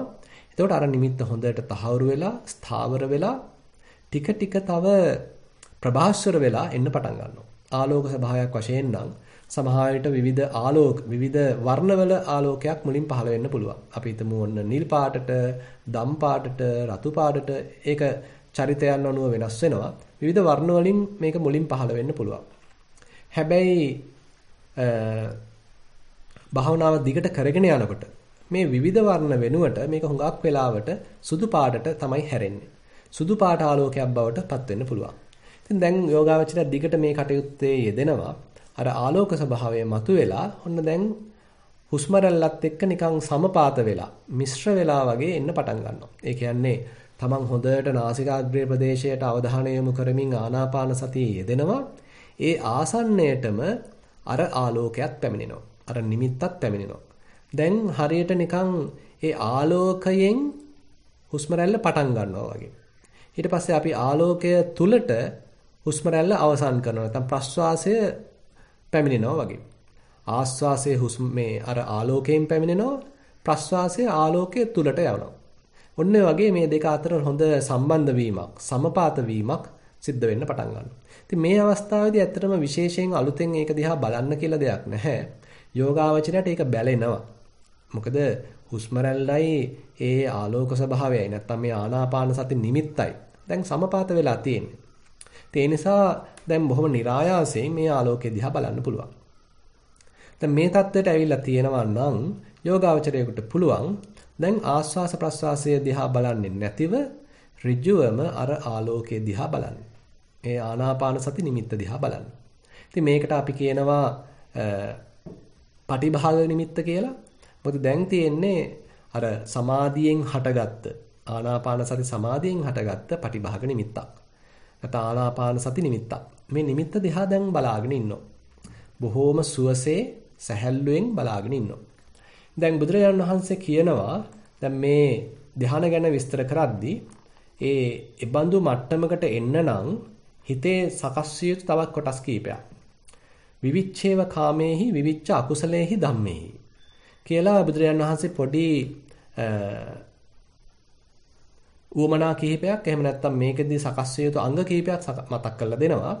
විවිච්ඡේව කාමේහි මේ කාමයන් ගැන තියෙන ඒ කාමච්ඡන්දේ දැන් తాවකාලිකව යටපත් වෙලා තියෙනවා. විවිච්ඡේව අකුසලේහි ධම්මේහි. ඒ වගේම අනිකුත් නීවරණ ව්‍යාපාදයේ තීන මිද්දේ උද්ධච්ච කුක්කුච්චේ විචිකිච්ඡාව කියන මේ අනිකුත් නීවරණ ඒවත් සියල්ල යටපත් වෙලා තියෙනවා. එතකොට මේ නීවරණ පහම යටපත් වෙච්ච මට්ටමකදී තමයි අර වගේ හොඳට අර ආනාපාන සති නිමිත්ත පහළ වෙලා ප්‍රභාෂර වෙලා අපේ අර හුස්ම රැල්ලත් එක්ක හොඳට සමපාත වෙලා එන්න පටන් ගන්න. දැන් ඊබඳු පරිසරයක දැන් යෝගාවචරයට කරන්න තියෙන්නේ ඒ ආලෝක ස්වභාවය දිහා බැලීම පමණයි. දැන් ආස්වාස ප්‍රස්වාසය අතහැරියා. කය හොඳට තැම්පත් කරගත්තා. හිත එහෙ මෙහෙ දුවන්නේ නැහැ. කිසිම සැකයක් නැහැ. මේක ආවයි කියලා හිත උද්දාමයටපත් වෙලා ආවේගශීලී වෙලා නොවිවසිලිමත් වෙලා එහෙම එකක් ඇත්තෙත් නැහැ. හරීම ශාන්තව බොහොම ඉවසිල්ලේ තැම්පත්ව අර නිමිත්ත දිහා බලාගෙන ඉන්නවා. මෙන්න මේ තැම්පත් බව, ශාන්ත ගතිය, සැහැල්ලු ගතිය ඊටාම වැදගත් ඊළඟ මට්ටමට යන්න. මොකද අපේ හිතේ නොවියසලි ගතියක් තියෙනවා නම් දැන් නිකන් මේක ආවා ඊළඟට මොකක් වෙයිද දන්නෙත් නැහැ. තාම අරකට ගියේ නැහැ, තාම සමාධිමත් උනේ නැහැ කියලා අර හිතේ යම්කිසි සැකයක් නොවියසලිපත් ගතියක් ඇති වුණොත් ඒකම බාධාවක් වෙනවා. මොකද දැන් හරියට නිකන් අතුර යනවා වගේ වැඩක් දැන් තියෙන්නේ. ඉන්දි කට්ටට නූලක් දානවා වගේ වැඩක් දැන් තියෙන්නේ. බොහොම හරිම සූක්ෂමයි. හිත බොහෝම සැහැල්ලු වෙලා තියෙනවා, තැම්පත් වෙලා තියෙනවා, ඒකාග්‍ර වෙලා තියෙනවා, සමාධි නිමිත්ත හොඳට සමපාත වෙලා තියෙනවා. ඒ වෙලාවේදී අනිත් සියල්ල අතහැරලා ඒ සමාධි නිමිත්ත දිහා සුවසේ බලාගෙන ඉන්නවා. සැහැල්ලුවෙන් බලාගෙන ඉන්නවා. අතහැරිච්ච මනසකින් බලාගෙන ඉන්නවා. ඒ කියන්නේ දේවල් ඉල්ලන්න යන්නේ අර කෝණේ මේ කෝණේ අර සමාධිය ඕනේ මේ ධානය ඕනේ අර මාර්ගඵලය ඕනේ කියලා ඒ කිසිම දෙයක් ඉල්ලන්න යන්නේ නැහැ. මේ තියෙන දේ හොඳටම ඇති. මේ ලැබිලා තියෙන සමාධිමත් බව හොඳටම ඇති. හරිම සුවදායි. බොහොම සුවදායි. හරිම සැපවත් කියන ඉබඳු ආකල්පයකින් මේක දිහා සුවසේ සැහැල්ලුවෙන් බලාගෙන සිටීම පමණයි කළ යුත්තේ. ඉතින් අපිට මෙන්න මේ සමබරතාවය හදාගන්න පුළුවන් නම් ඔන්න හිත මේ සමාධිය නිමිත්ත තුලට ඇතුල් වෙන්න පුළුවන්. සමාධිය නැත්නම් ඒ ආනාපාන සති නිමිත්ත තුලට. එහෙම නැත්නම් පටිභාග නිමිත්ත තුලට හිත බැස ගැනීමක් සිද්ධ වෙන්න පුළුවන්. හරියට නිකන් වතුරක බැසගත්තා වගේ. හරියට නිකන් වලාකුලක් ඇතුළට නිකන් අර ප්ලේන් එකක් ගුවන් යානයක් ඇතුළු වුණා වගේ. එහෙම නැත්නම් මුළු රෙද්දකින් අපේ මුළු ශරීරෙම වසාගත්තා වගේ. ඉතින් ඔය වගේ විවිධ අත්දැකීම් Tamanට ලැබෙන්න පුළුවන්. ඒ කියන්නේ අර තිබුණා ආලෝක ස්වභාවයක්. ඒ ආලෝක ස්වභාවය ඇතුළට අපිව නිකන් උරාගත්තා. අපිව නිකන් ඒක ඇතුළට ගියා. අපි ඒකේ බැසගත්තා. එහෙම නැත්නම් ඒ ආලෝකය අපිව වැළඳගත්තා. ඔන්න වගේ ස්වභාවයක්පත් වෙන්න පුළුවන්. ඉතින් ඔය දේත් උනා නම් ඊට පස්සේ දැන් හිත සමාධිමත් වුණා. එහෙම නැත්නම් අර්පණාවකට හිතපත් වුණා. හිත හොඳට ඒකාග්‍ර වුණා. අර ආලෝකයයි තමනුයි එකක් බවට පත් වුණා. නැත්නම් ඒකාත්මීය වුණා කියලා කියන්න පුළුවන්. දැන් මුළු ලෝකෙම අතහැරුණා. මේ ආලෝකයයි හිතයි දෙකම එකක් බවට පත් වුණා. ඉතින් මෙතනට අපි කියනවා හිත අර්පණා සමාධියකට පත් වුණා කියලා. දැන් හිත එහෙ මෙහෙ කොහෙවත් යන්නේ නැහැ. මේ ආලෝකය තුල හිර වෙලා වගේ තියෙනවා. ආලෝකය තුල හොඳට ඒකාග්‍ර වෙලා තියෙනවා. දැන් මේකෙදි බුදුරජාන් වහන්සේ කරුණු කීපයක් පෙන්ලා දෙනවා. එකක් තමයි මේ ආලෝකයට නැවත නැවත හිත නැංවීම. නැත්නම් මේ ආනාපාන සති නිමිත්තට නැවත නැවත හිත නැංවීමට තමයි කියන්නේ විතක්කය කියලා. දැන් මේ තියෙන්නේ බොහොම සරල අරමුණක්, සැහැල්ලු අරමුණක්, නිශ්චල අරමුණක්, හුදු ආලෝක ස්වභාවයක්. මේ ආලෝක ස්වභාවයට නැවත නැවත හිත නංවනවා. නැවත නැවත හිත නංවනවා. හිත නිකන් එළියට පයින්න වගේ හදනවා ආයෙත් ඒ ආලෝකයට මෙනවා. හිත නිකන් එළියට පයින්න වගේ හදනවා ආයෙත් හිත ඒකට මෙනවා. මේක මුලදී අපි නිකන් උවමනාවෙන් වගේ කළාට පස්සේ අපිට උවමනාවෙන් කරන්න දෙයක් නැහැ. හිත විසින්ම ඒ කටයුත්ත කරනවා. පොඩි නිකන් එළියට යන්න වගේ දඟලනවා ආයෙත් ඒකට එනවා. ආයෙත් එළියට යන්න වගේ දඟලනවා ආයෙත් ඒකට මෙනවා. මෙන්න මේ නැවත නැවත ඒ ආනාපාන සති නිමිත්තට හිත නැංවීමට අපි කියනවා විතර්කය කියලා. ඊළඟට ඒ ආලෝක ස්වභාවයට හිත නැංගුවාට පස්සේ ඒ තුලම හිත සැරිසරනවා. එහෙ මෙහෙ යන්නේ නැහැ, වෙන වෙන අරමුණු වල යන්නේ නැහැ. හරියට ඒ නිමිත්ත හිතින් පිරිමදිනවා වගේ. ඒ ආලෝක ස්වභාවය තුල හිත හැසිරෙනවා. ඒකෙම කාලය ගත කරනවා. ඒකම හිතින් පිරිමදිමින් ඒ තුලම සැරිසරමින් ආලෝකයේ තුලම හිත මේ කාලය ගත කරනවා. ඔකට අපි කියනවා ਵਿਚාරය කියලා. ඒ කියන්නේ හිත නිශ්චල නැහැ 100%ක් නිශ්චල නැහැ. ඒ යම්කිසි ඊටාම සියුම් ආලෝක ස්වභාවයක් තියෙනවා. ඒ සීමිත පරිසරයේ හිත එයම ඇසුරු කරමින් එයම නිකන් අතගාමින් එයාගෙම වටේ යමින් වෙන කොහෙවත් නොගිහින් ඒ තුලම කාලය ගත කරනවා. ඔකට අපි ਵਿਚාරය කියලා කියනවා. ඊට පස්සේ මේ తত্ত্বය ඇත්තටම දැන් ලොකු සුවදායි ස්වභාවයක්. මොකද අර ලෝකයක් කරදර දැන් හිතින් අතහැරිලා ගෙවල් දොරවල් වල කරදර සියල්ල අතහැරිලා යාන වාහන වල කරදර රටේ තොටේ කරදර ඔය කොරෝනා ප්‍රශ්න මේ සියල්ල දැන් අතහැරලා තියෙන්නේ. සියල්ල අතහැරලා මේ ඊටාම සූක්ෂම සුවදායි ආලෝක ස්වභාවයක් තුල හිත තමා විසින්ම හරිම සැහැල්ලුවෙන් ඉන්නවා. ඉතින් මේ තුල මේ තියෙන සුවය ප්‍රමෝදයක් බවට පත් වෙනවා. හරි සැහැල්ලුවක් සුවයක් සතුටක් බවට පත් වෙනවා.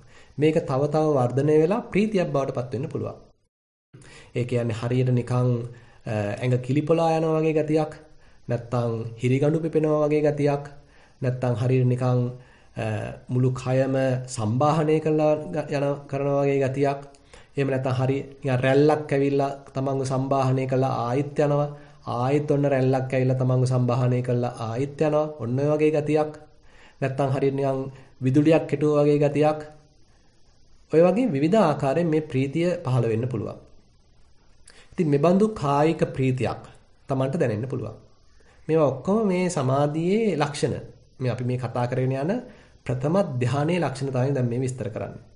දැන් එතකොට අපි කතා කළා හරි හොඳට නැවත නැවත ඒ අරමුණට ඒ පටිභාග නිමිත්තට හිත නංවනවා. ඒකට විතර්කය කියලා කියනවා. ඒ තුලම හිත හැසිරෙනවා. ඒකට ਵਿਚාරය කියලා කියනවා. ඒ වගේමයි දැන් අර නීවරණ යටපත් වෙලා ඒ වෙනුවට බොහෝම සුවදායී ගතියක් ප්‍රීතියක් හිත පිනා යන ගතියක් පහළ වෙලා තියෙනවා. ඒකට ප්‍රීතිය කියලා කියනවා. ඊළඟට මේ කය හිත පිනා යාම පමණක් නෙමෙයි කායික සැහැල්ලුවක් තියෙනවා. කායික ප්‍රබෝධමත් ගතියක් තියෙනවා. හරීම සුවයක් දැනෙනවා. සැපදායී ගතියක් දැනෙනවා. ඒකට සුඛය කියලා කියනවා. ඒකට සුඛය කියලා කියනවා. එතකොට දැන් අපි මේ කතා කළා කාරණා කීපයක්. විතක්ක, විචාර, පීති, සුඛ. ඊට පස්සේ දැන් මේ අරමුණෙන් පිට වෙනත් කිසිම අරමුණක් හිතට එන්නේ නැහැ. හිත වෙනම අරමුණකට හිත පනින්නේ නැහැ. අතීතයට අනාගතයට යන්නේ නැහැ. මේ අරමුණේම හිත ඒකාග්‍ර වෙලා තියෙනවා. සමාධිමත් වෙලා තියෙනවා. මේකට කියනවා ඒකාග්‍රතාවය කියලා. ඒකාග්‍රතාව කියලා. ඒතර මෙන්න මේ ප්‍රථම ධානයේ ලක්ෂණ පහක් නැත්තම් ධාන අංග පහක් සාමාන්‍යයෙන් විස්තර වෙනවා. විතක්ක, විචාර, පීති, සුඛ, ඒකාග්‍රතාව කියලා මෙන්න මේ ධානාංග පහෙන් මෙන්න මේ ප්‍රථම ධානය හඳුන්වනවා. ඊට පස්සේ බුදුරජාණන් වහන්සේ තව විස්තර කරනවා දැන් මේ විවිච්ඡේව කාමේහි විවිච්ඡ අකුසලේහි ධම්මේහි සවිතක්කං සවිචාරං විවේකජං පීති සුඛං පඨම ඥානං උපසම්පජ්ජ විහෙරති. දැන් ඔන්න ප්‍රථම ධානයට සමවැදිලා යා වාසය කරනවා. සෝ ඉමමේව කායං විවේකජේන පීති සුඛේන අபிසන්දේති පරිසන්දේති පරිපූරේති පරිප්පරති. දැන් මේ හටගත්ත ඒ විවේක සුවයෙන් ප්‍රීති සහගත සුවයෙන් මුළු කයම එයා තෙමනවා. මුළු කයම පිරිමදිනවා. මුළු කයම වෙලාගෙන තියෙනවා ඒ හටගත්ත විවේක ප්‍රීති සුවයෙන්. මේකට හරි ලස්සන උපමාවක් දෙනවා බුදුරජාන් වහන්සේ. මොකද්ද දෙන උපමාව?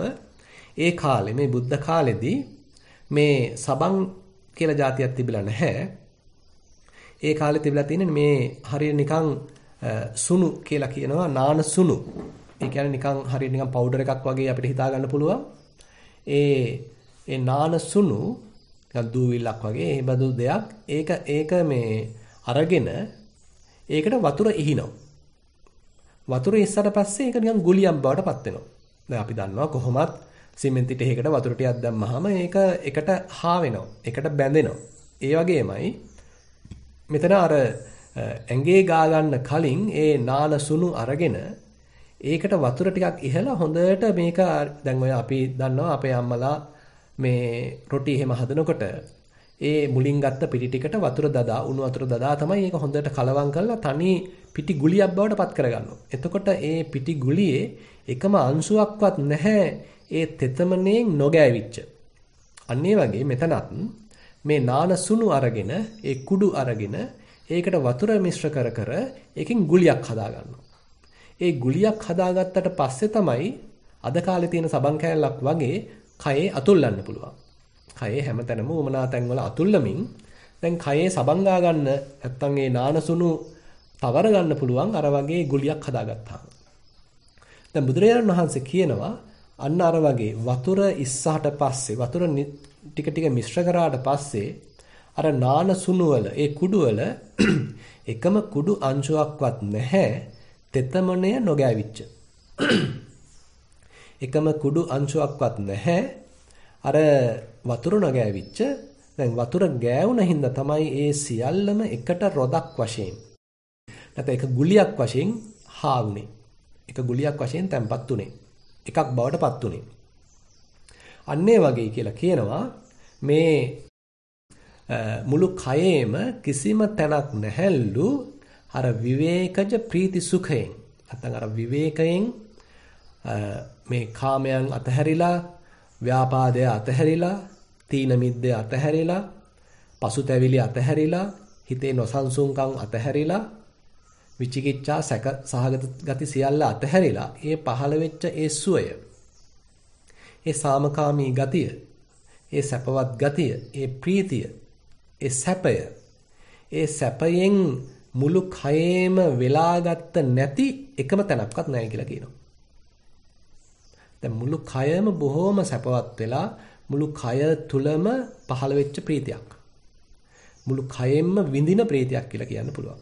ඒතර මෙන්න මේ తত্ত্বය බුදුරජාන් වහන්සේ විස්තර කරනවා ප්‍රථම ධානයේ වශයෙන්. ඉතින් එතකොට අපිට තේරෙනවා බොහොම සුවදායි తত্ত্বයක් මේ විස්තර කරන්නේ.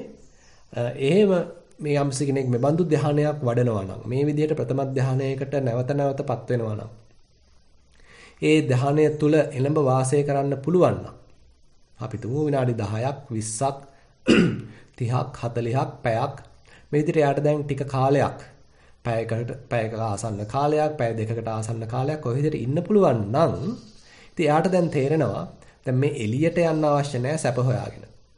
එළියට යන්න අවශ්‍ය නැහැ ප්‍රීතිය හොයාගෙන. අරයා ගාවට මෙයා ගාවට යන්න අවශ්‍ය නැහැ ප්‍රීතිය හොයාගෙන. Tamanට අවශ්‍ය වෙන්නේ Tamanගේ හිතේ මේ අවශ්‍ය කරන කුසලතාවයන් හැකියාවන් දියුණු කර ගැනීම පමණයි.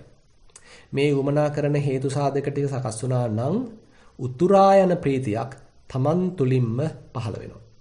උතුරා යන තෘප්තිමත් බවක්, निराமிස ප්‍රීතියක් Taman තුලින්ම හසු කරගන්න නැත්නම් Taman තුලින්ම මතු කරගන්න අවස්ථාව තියෙනවා. ඉතින් අන්න හිත පිට යන ගතිය අඩු වෙනවා. ඒක ඉතින් සාමාන්‍ය දැනීමක්. හිතට පිටට යන්න උවමනාවක් නැහැ. එළියේ යන්න උවමනාවක් නැහැ. ඒ වෙනුවට තනිකර ෂේම භූමියක් Taman තුලින්ම මතුවෙලා. Tamanටම හම්බ වෙලා.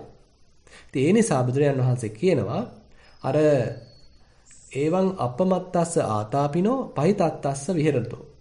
යේ ගේහසිතා සරසංකප්පාතේ පහියන්ති. අර ගෙවල් දොරවල් ගැනම හිතමින්, යාන වාහන ගැනම හිතමින්, රටතොට ගැනම හිතමින්, ඡන්ද විමසීම් ගැනම හිතමින්, දේශපාලනය ගැනම හිතමින්, කොරෝනා ගැනම හිතමින්, මේ নানা ප්‍රකාර දේවල් ගැන හිතමින් බොහෝම වික්ෂිප්ත මනසකින් වාසය කළා වෙනුවට දැන් ඒ සියල්ල අතහැරිලා මේ කයම ඇසුරු කරන හිතක් Tamanට උරුම වෙනවා. ගේහසිතා සරසංකප්පාතේ පහියන්ති තේසං පහනා අජ්ජත්තමේව චිත්තං සම්තිට්ඨති සම්නිසීදති ඒකෝදි හෝති සමාධියති. ඇතුළතම හිත සමාධිමත් වෙනවා. සුවසේ ඇතුළතම ඉන්න පටන් ගන්නවා. ඇතුළතම හිත වාසය කරන්න පටන් ගන්නවා. හිත ඒකාග්‍ර වෙන්න පටන් ගන්නවා කය තුලම. ඔන්න මේ ධානයේ ආනිසංසයක් වශයෙන් බුදුරජාන් වහන්සේ සඳහන් කරනවා. එතකොට මෙන්න මේ කායගත සති සූත්‍රයේදී දැන් එතකොට ආනාපාන සතිය හරහා චිත්ත ඒකාග්‍රතාවයක් ඇති කරගෙන සමාධියක් දියුණු කරගෙන ඒ සමාධිය තව තව දියුණු කළා. පටිභාග නිමිත්තක් ඇති කරගෙන ඒ පටිභාග නිමිත්ත තුලට හොඳට හිත නංවලා එතුලින් පහල කරගත්ත මේ ධාන අංග පහක් සහිත ප්‍රථම ධානය කෙනෙකුට භුක්ති විඳින්න අවස්ථාව සැලසෙනවා. එමනම් පින්වත්නි අද අපි සාකච්ඡා කළේ මේ කායගත සති සූත්‍රයේ එන ප්‍රථම ධානය ගැනයි. ඉතින් මම හිතනවා අදට ප්‍රමාණවත් කියලා අපි මේ ධාන සම්බන්ධයෙන් කතා කරන මේ කොටසේ එහෙමනම් අදත් අපි මේ කරුණු කාරණා තේරුම් අරගෙන අපි තුලත් යම්කිසි සමාධිමත් බවක් ඒකාග්‍රතාවයක් දිනු කරගන්න අපි උත්සාහන්ත වෙමු. මේවා නොලැබුණා කියලා පසුතැවිල්ලක් ඇති කරගන්නත් එපා. මේ බුදුරජාන් වහන්සේ පෙන්වන මාර්ගය ධ්‍යාන සමාපatti වලින් එහෙම නැත්නම් මේ සමාධියෙන් පමණක් සෑහීමකටපත් වෙන මට්ටමක් නෙමෙයි. එහෙම නැත්නම් මේවා අත්‍යවශ්‍යයි කියන දෙයක් නෙමෙයි. තව තව විවිධාකාර මාර්ග භාගතුන් වහන්සේ පෙන්ලා තිනවා. ඉතින් ඒ නිසා මේවා අත්දැකපු පින්වතුන් සතුටු වෙන්න පුළුවන්.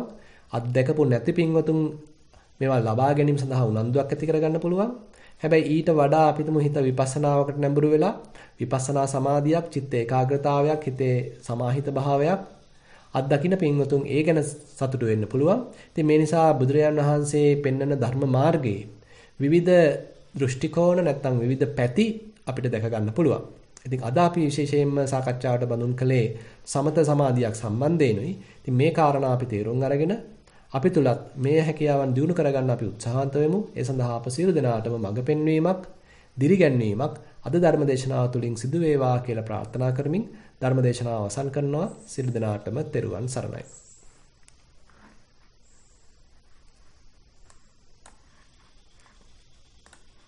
හොඳයි මේ පින්තුන්ට අද මේ දේශනා කරපු මාතෘකාවෙන් යම්කිසි ගැටලුවක් පැන නැගිලා තියෙනවා නම් එහෙම නැත්නම් අහන්න තව යමක් තියෙනවා නම් ඉදිරිපත් කරන්න කියලා මම ඉල්ලා සිටිනවා. එතකොට අපිට ධර්ම සාකච්ඡාවකට එළඹෙන්න පුළුවන්.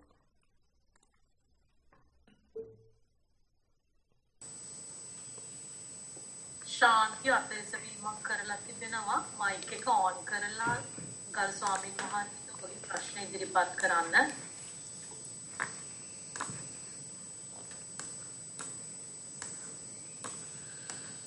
ගෞරවනීය ස්වාමීන් වහන්සේ ඔකේ යන්න.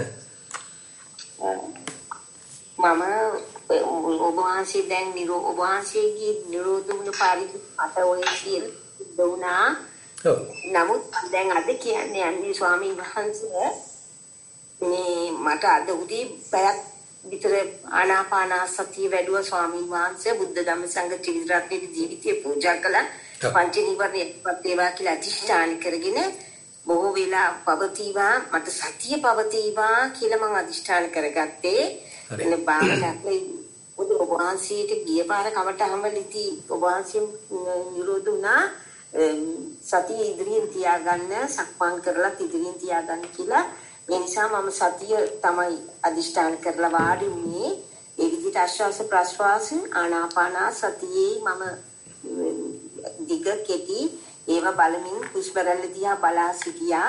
එහෙම බලානකොට අර පෙර වගේම මම ස්වාමීන් වහන්සේ මේ පාර නිල් පාටේ නෙවෙයි රත්තරන් පාට රත්තරන් කහලේ ස්වාමීන් වහන්සේ එළියක් කියලා මාවට කරගෙන නිකන් විදිලියක් කොටනවා වගේ කැඩි ඉවි වගේ යන්න ගියා ස්වාමීන් වහන්සේ. ඉතින් ඒක ගුහාවක් වගේ එකක්. ඒක ඇතුළටම මම රිංග ගත්තා. ඉතින් ස්වාමීන් වහන්සේ ඒ ආලෝකයේ මට ශරීරයට හරි සැපයි, හරි සුවදායකයි. ඉතින් ඒකේ බැසගෙන මම සිටලා මම ආයි කල්පනා කරේ ඔබ වහන්සේ මට දේශනා කරා මේ පාර මේ එහෙම අතුලට ගිහලා නැමට එළියට එන්න කියන අදහස. මම එළියට ආව ස්වාමීන් වහන්සේ. එළියට ආවම මම නැවතත් නාසිකාග්‍රයට පැමිණ නැවතත් මම ආනාපානසතිය වැඩුවා. මේ වැඩිලා ඉතින් මට දැනුනි ඕම ඉස් බවක්. හරි ඉස් බවක් දැන් ඉතින් මම ගොඩක් වෙලා ඉස් බවේ මම රැඳී සිටියා. ඉතින් මම මේ දැක්ක ඊතුම අත්දැකීම ඒ විලාම මට සිතක් පහළ වුණා ස්වාමීන් වහන්සේ. අනේ මගේ බුදුහාමුදුරන්ගේ නිවන මට කවුද දාගෝ ඉතින් කියලා මම හිතුවා බුදුහාමුදුරන්ගේ ස්වාමීන් වහන්සේ මට මේක පාදලා දෙන්න ඔබ හොඳයි. ඇත්තටම අද විස්තර කරපු තත්ත්වයක් තමයි ඉතින් මෑණියන්ට අත්දකින්න ලැබිලා තියෙන්නේ. ඒ කියන්නේ ඒක තමයි මම කිව්වේ අර ආලෝක ස්වභාවයක් පහළ වුණාට පස්සේ අපි හොඳට සැහැල්ලු මනසකින් ඒක දිහා බලාගෙන ඉන්නකොට අපි නිකන් ගුහාවකට ඇතුල් වුණා වගේ, වලාකුළක් ඇතුළට ඇතුල් වුණා වගේ, වතුරක බැස්සා වගේ අපේ හිත ඒ තුල නිමග්න වීමක් සිද්ධ වෙනවා. ඉතින් එතන තමයි අපි කියන්නේ අර්පණා සමාධියක් කියලා. ඒ තුල නිමග්න වෙනවා. එතන හරීම සුවයක් තියෙනවා. බොහොම සුවදායී තත්වයක්, සැහැල්ලුවක්, සැපයක් ඒ තුල තියෙනවා. ඉතින් ඒ සැපය තමයි අද අපි විස්තර කරේ මේ ප්‍රථම ධානයේ වශයෙන්. ඉතින් ඒකේ වැරද්දක් නැහැ. ඉතින් ඕක වුණා කියලා ඉතින් ලොකු මේ දෙයක්වත් නැහැ. ඉතින් ඔయిత වඩා තව ඉස්සරහට යන්න තියෙනවා. ඒකයි අපි තේරුම් ගන්න තියෙන්නේ. දැන් මෑණියන්ගේ හිතේ දැන් සමාධිය දියුණු වෙලා තියෙනවා කියලා තේරුම් ගන්න. ඒ ගැන සතුටු වෙන්න. දැන් තියෙන්නේ හිත තව ප්‍රඥාව පැත්තට දියුණු කරන්නයි අවශ්‍ය වෙන්නේ. දැන් අපේ සමාධියෙන් විතරක් සෑහීමකටපත් වෙලා බෑ. ඒකයි මම අද ධර්මදේශනාව පටන් ගනිද්දිම විස්තර කරේ.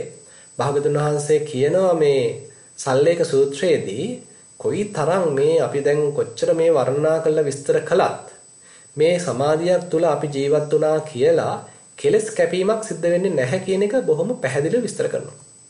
ඒ නිසා අපි උත්සාහවන්ත විය යුතුයි කෙලස් ඡය කරන මාර්ගයකට, කෙලස් දුරු කරන මාර්ගයකට අවතීර්ණ වෙන්න. ඉතින් ඒ මාර්ගයට සමාධියක් ලොකු අවශ්‍යතාවයක්. සමාධියක් හිතේ නැත්තම්, සමාධිමත් බවක් හිතේ නැත්තම් ඒ උමනා කරන ප්‍රඥාව දිනු කරගන්න හැකියාවක් ඇත්තෙත් නැහැ. ඉතින් ඒ නිසා මෑණියන්ට සතුටු වෙන්න පුළුවන් දැන් සමාධිය දිනු වෙලා තියෙනවා. දැන් මට කරන්න තියෙන්නේ තව ප්‍රඥාව දිනු කරන මාර්ගයකට අවතීර්ණ වෙන්නයි කියලා තේරුම් ගන්නයි තියෙන්නේ. ඒ නිසා එදත් මම මතක් කළා වගේ බොහොම සැහැල්ලුවෙන් සක්මන් භාවනාවේ යෙදෙන්න. සක්මන් භාවනාවේ යෙදෙද්දි කිසිම මෙනෙහි කිරීමක් දැන් කරන්න යන්න එපා. වම දකුණ කියලා හරි ඔසවනවා තබනවා කියලා හරි මේ මොකක්වත් මෙනෙහි කරන්න යන්න එපා. ඒ පාදයක් අපි තියෙන මොහොතකදී ඒ දැනෙන ස්වභාවයන්ට අවධානය යොමු කරන්න. මොනවද මෙතන දැනෙන්නේ? තද ගතියක්, රළු ගතියක්, කුණුසුමක්, සිසිලසක්, ගොරෝසු ගතියක් මේ විවිධ ලක්ෂණ දැනෙනවා. මේවා දැනගනිමින් මේවට සිද්ධ වෙන්නේ මොකද්ද? මේ තද ගතිය කලින් තිබුණාද? නැත්නම් තද ගතිය දැන් ඔන්න පහළ වුණාද? පහළ වුණාට පස්සේ හුඟක් වෙලා තියෙනවද? එහෙම නැත්නම් ෂණිකවම අවසන් වෙනවද? කියලා මෙන්න මේ ස්වභාවයන් විමසන්න. විවිධාකාර ධාතු ලක්ෂණ තේරෙන්න පටන් ගන්නවා. ඒ හැම දෙයකටම අත් වෙන ඉරණම හොඳින් විමසමින් වාසය කරනවා. එහෙම නැත්නම් අපිට තේරෙනවා මෙතන සැප වේදනාවක්, එහෙම නැත්නම් යම්කිසි උපේක්ෂා සහගත වේදනාවක්, එහෙම නැත්නම් දුක් වේදනාවක් ඔන්න පහළ වෙනවා. පහළ වුණා සුළු මොහොතයි ඒක වෙනස් වුණා අවසන් වුණා. ආයෙත් තවත් තැනක වේදනාවක් පහළ වුණා සුළු මොහොතයි ඒක වෙනස් වුණා ඔන්න අවසන් වුණා. ඒ වගේම අපිට හිත දිහා බලන්නත් පුළුවන්. හිතෙත් යම් සිතුවිලි පහළ වෙනවා, පැමිණෙනවා. අපි ඒකට උනන්දු කරන්න ගියේ නැත්නම්, අපි ඒකට අහු වුණේ නැත්නම්, එයත් සුළු මොහොතයි ආවා ගියා. ආයෙත් ඔන්න සිතුවිල්ලක් පැමිණෙනවා. අපි ඒක හොඳින් හඳුන ගන්නවා, තේරුම් ගන්නවා. එයත් ආවා ගියා. මෙන්න මේ ස්වභාවයන් දැක ගනිමින් පුළුවන් තරම් දැන් වාසය කරන්න. ඒකයි මම කිව්වේ අර සමාධියේ තියෙන සුවයට ඇලෙන්න යන්න එපා. ඒක තුලම දිග වේලාවක් පැය ගණන් ගත කරන්න යන්න එපා. ඒ වෙනුවට ඒකෙන් එළියට ඇවිල්ලා තමන්ගේ කයේ මොනවද දැනෙන්නේ? මේ කයේ වේදනා ස්වභාවය මොන වගේද? දැන් හිතේ කොහොමද තියෙන ස්වභාවය? හිත දැන් පොඩ්ඩක් අතහරින්න ඕනේ. ඒ කියන්නේ අර ගැඹුරු සමාධියක අපි හිටියොත් දිග වේලාවක් හිතට සිතුවිලි එන එක සම්පූර්ණයෙන්ම වළකිනවා. මොකද අර සමාධියේ තියෙන ප්‍රබල බව නිසා හිත නිකන් ලොක් වුණා වගේ. හිත නිකන් අර මේ ආරක්ෂිත භූමියකට ගියා වගේ ඉන්න ගතියක් තියෙනවා. නමුත් විපස්සනාවේදී අපි මුහුණට මොහොන්ලා සටනක් සිද්ධ වෙන්නේ. අපි බංකරයක් ඇතුලේ ඉඳීම නෙමෙයි එළියට ගිහිලා සතුරන් සමග සටන් කිරීමක් තමයි විපස්සනාවේදී සිද්ධ වෙන්නේ. ඒ නිසා එතෙන්දී අපි පොඩ්ඩක් ඒ හිතේ සමාධිමත් ගතිය අඩු කළා හිත පොඩ්ඩක් කැමති විදිහකට දඟලන්න දීලා තමයි බලන්නේ මේ එන දේවල් වලට මොකද වෙන්නේ කියලා. වෙන් වශයෙන් ඒවා දැනගන්නවා. හිතේ රාගසිතක් පහළ වෙනවා ආවා ගියා. හිතේ කැමැත්තක් පහළ වුණා ඒකත් ආවා ගියා. හිතේ අමනාපයක් පහළ වුණා ඒකත් ආවා ගියා. හිතේ සැකයක් පහළ වුණා ඒකත් ආවා ගියා. මේ විදිහට අපි මේ පැමිණෙන එක්කෙනෙක්කටවත් ආවඩන්න යන්නෙත් නැහැ. එක්කෙනෙක්වත් උනන්දු කරගන්න ඒවට අහු වෙන්න යන්නෙත් නැහැ. අපි අර සකස් වෙච්ච, අපි අර හදාගත්ත සතිමත් බව තුල පිහිටගෙන අපි අර හදාගත්ත ඒ දූපතේ ඒ ෂේම භූමියේ පිහිටලා ඉඳගෙන අපි මේ පැමිණෙන දේවල්, මතුවෙන දේවල් නිරීක්ෂණය කරමින් වාසය කරනවා. මේකට අපේ මුළු කයම දැන් පාවිච්චි කරන්න පුළුවන්. කයේ ඕනම වේදනාවක්, කයේ ඕනම සංවේදනාවක්, කයේ පහළෙන ඕනම තද ගතියක්, රළු ගතියක්, කුණුසුමක්, එහෙම නැත්නම් කම්පණය වීමක්, චංචල වීමක් මේ සියල්ලම පාවිච්චි කරන්න පුළුවන්. මේ සියල්ල ගැනම හොඳට විමසමින් දැන් පුළුවන් තරම් කාලය ගත කරන්න. හොඳයි. තව ස්වාමීන් වහන්සේ මම මේ සක්මනේදී ටික වෙලාවක් සක්මන් කරනකොටත් මට ওই ධාතු ලක්ෂණ මට වැටුණා. ඉතින් ඒක නිකන් මම ටික වෙලාවක් කරගෙන යනකොට නිකන් ඒක දැනීම නැතුව ගිහිල්ලා ඒ අවස්ථාවේ නිකන් උඩින්ම යනවා වගේ දැනෙනවා ස්වාමීන් වහන්සේ. ඒක හොඳයි. ඒකට වරදක් නැහැ. ඔව් ඒක වරදක් නැහැ. ඔබ වහන්සේ දැන් නිරෝධය කරේ මේ මට වාඩි වෙලා කරනකොට මට වාඩි වෙච්ච ගමන් ස්වාමීන් වහන්සේ මට අර ආලෝකයේ තමයි එකපාරට එළියට එන්නේ. විනාඩි දෙකක් යන ඉස්සෙල්ලා මේකට යනවා හිත. අන්න ඒක තමයි. දැන් ඒ කියන්නේ දැන් මෙතෙන්දී එක අපිට සිද්ධ වෙන එක්තරා පොඩි අවදානමක් එහෙම නැත්නම් ගැටලුවක් තමයි දැන් අපි හුඟක් කල් සමාධියම පුරුදු කරන්න ගියාම සමාධියටම හිත ඇලුනහම අපි වාඩි වෙච්ච ගමන් ටක් ගාලා හිත සමාධියට යනවා. හිත ඒකම ඒ තුලම නිමග්න වෙලා ඒකෙම වාසය කරනවා. ඒක ටිකක් අවාසි සහගතයි විපස්සනා පැත්තෙන් බලද්දී. ඒකයි මම කිව්වේ දැන් හුඟක් වාඩි වෙලා භාවනා කරන්න යන්න එපා. වාඩි වෙලා ගත කරන කාලය අඩු කරන්න. ඒ වෙනුවට සක්මනේ වැඩියෙන් ගත කරන්න. මෙතෙන්දි දැන් සමබර කිරීමයි අවශ්‍ය. දැන් මෑණියෝ අහලා ඇතිනේ ඉන්ද්‍රිය ධර්ම පහක් ගැන. සද්ධා, වීරිය, සති, සමාධි, ප්‍රඥා කියලා. ඉතින් එතෙන්දී දැන් සමාධිය තමයි ඉස්සරහට ඇවිල්ලා තියෙන්නේ. දැන් මේක සම්බර වෙන්න නම් සතිය තමයි ඉස්සරහට ගන්න තියෙන්නේ. ඒ නිසා දැන් වැඩිය වාඩි වෙලා දැන් ඉන්නේ නැතුව වැඩිපුර සක්මනේ කාලය ගත කරන්න. එතකොට සමාධිය අඩු වේවි. ඒ ගැන බය වෙන්න එපා. අර ඉස්සෙල්ලා තරම් හිත තැම්පත් ගතිය නැත්තම් සුවදායි ගතිය ශාන්ත ගතිය අඩු වේවි. ඒ ගැන කලබල වෙන්න එපා. ඒ වෙනුවට හිතට දැන් Tamanට හොඳට තේරෙවි එක එක જાතිය සිතුවිලි එනවා යනවා. එකක්වත් මම වගේ කරගන්නේ නැහැ. ඒවා ඒගොල්ලන්ටම ආවේනික හේතු නිසා ඒවා පහළ වෙනවා. මම නිකන් පැත්තකට වෙලා බලාගෙන ඉන්නවා. බොහොම උපේක්ෂාවෙන් ඒවා එක පැටලෙන්න යන්නේ නැතිව එන දේ දිහා මම බලාගෙන ඉන්නවා. ඒවට අත දාන්න යන්නේ නැහැ. ඒවා එක පැටලෙන්න යන්නේ නැහැ. එතකොට ඒවා එනවා යනවා. ආයෙත් තව සිතුවිල්ලක් එනවා යනවා. ආයෙත් මොකක් හරි කායික දැනීමක් පහළ වෙනවා අවසන් වෙනවා. කායික වේදනාවක් පහළ වෙනවා අවසන් වෙනවා. ඉතින් මේ විදිහට වාසය කරනකොට හිතේ තව වෙන පැත්තකින් ප්‍රඥාවක් වැඩෙන්න පටන් ගන්නවා. සිතුවිලි අතර පරතරයක් එන්න පටන් ගන්නවා. එකක් ඇවිල්ලා එකක් ගියාට පස්සේ තව එකක් පැමිණෙන කාල පරිච්ඡේදයක් ඔන්න අපිට හමු වෙනවා. එතන තියෙනවා හිස් ගතියක්. එතන තියෙනවා මොකක්වත් නැති ගතියක්. අන්න ඒ තැන් අපි හඳුන ගන්නවා. ඒ තැන් වල අපි එළඹ වාසය කරන්න උත්සාහන්ත වෙනවා. මේ ගැඹුරු සමාධියක නෙමෙයි හිත මතු පිටම. නිකන් සක්මනේ ඉන්න අතරවාරයේදී හිත දිහා බැලුවොත් හිතට සිතුවිල්ලක් ආවා ගියා. තව එකක් ආවා ගියා. තව එකක් ආවා ගියා. ඔන්න ඊළඟ එක තාම ආවේ නැහැ. දැන් තියෙනවා හිස් බවක්. දැන් තියෙනවා පොඩි හිඩසක්. අන්නේ හිඩසේ අපි බොහොම තැම්පත්ව සැහැල්ලුවෙන් ඉන්නවා. ඔන්න ඊට පස්සේ ඔන්න තව එකක් ආවා. ඒකත් ඔන්න ආවා ගියා. ඔන්න තව එකක් ආවා ගියා. ඔන්න තව එකක් ආවේ නැහැ.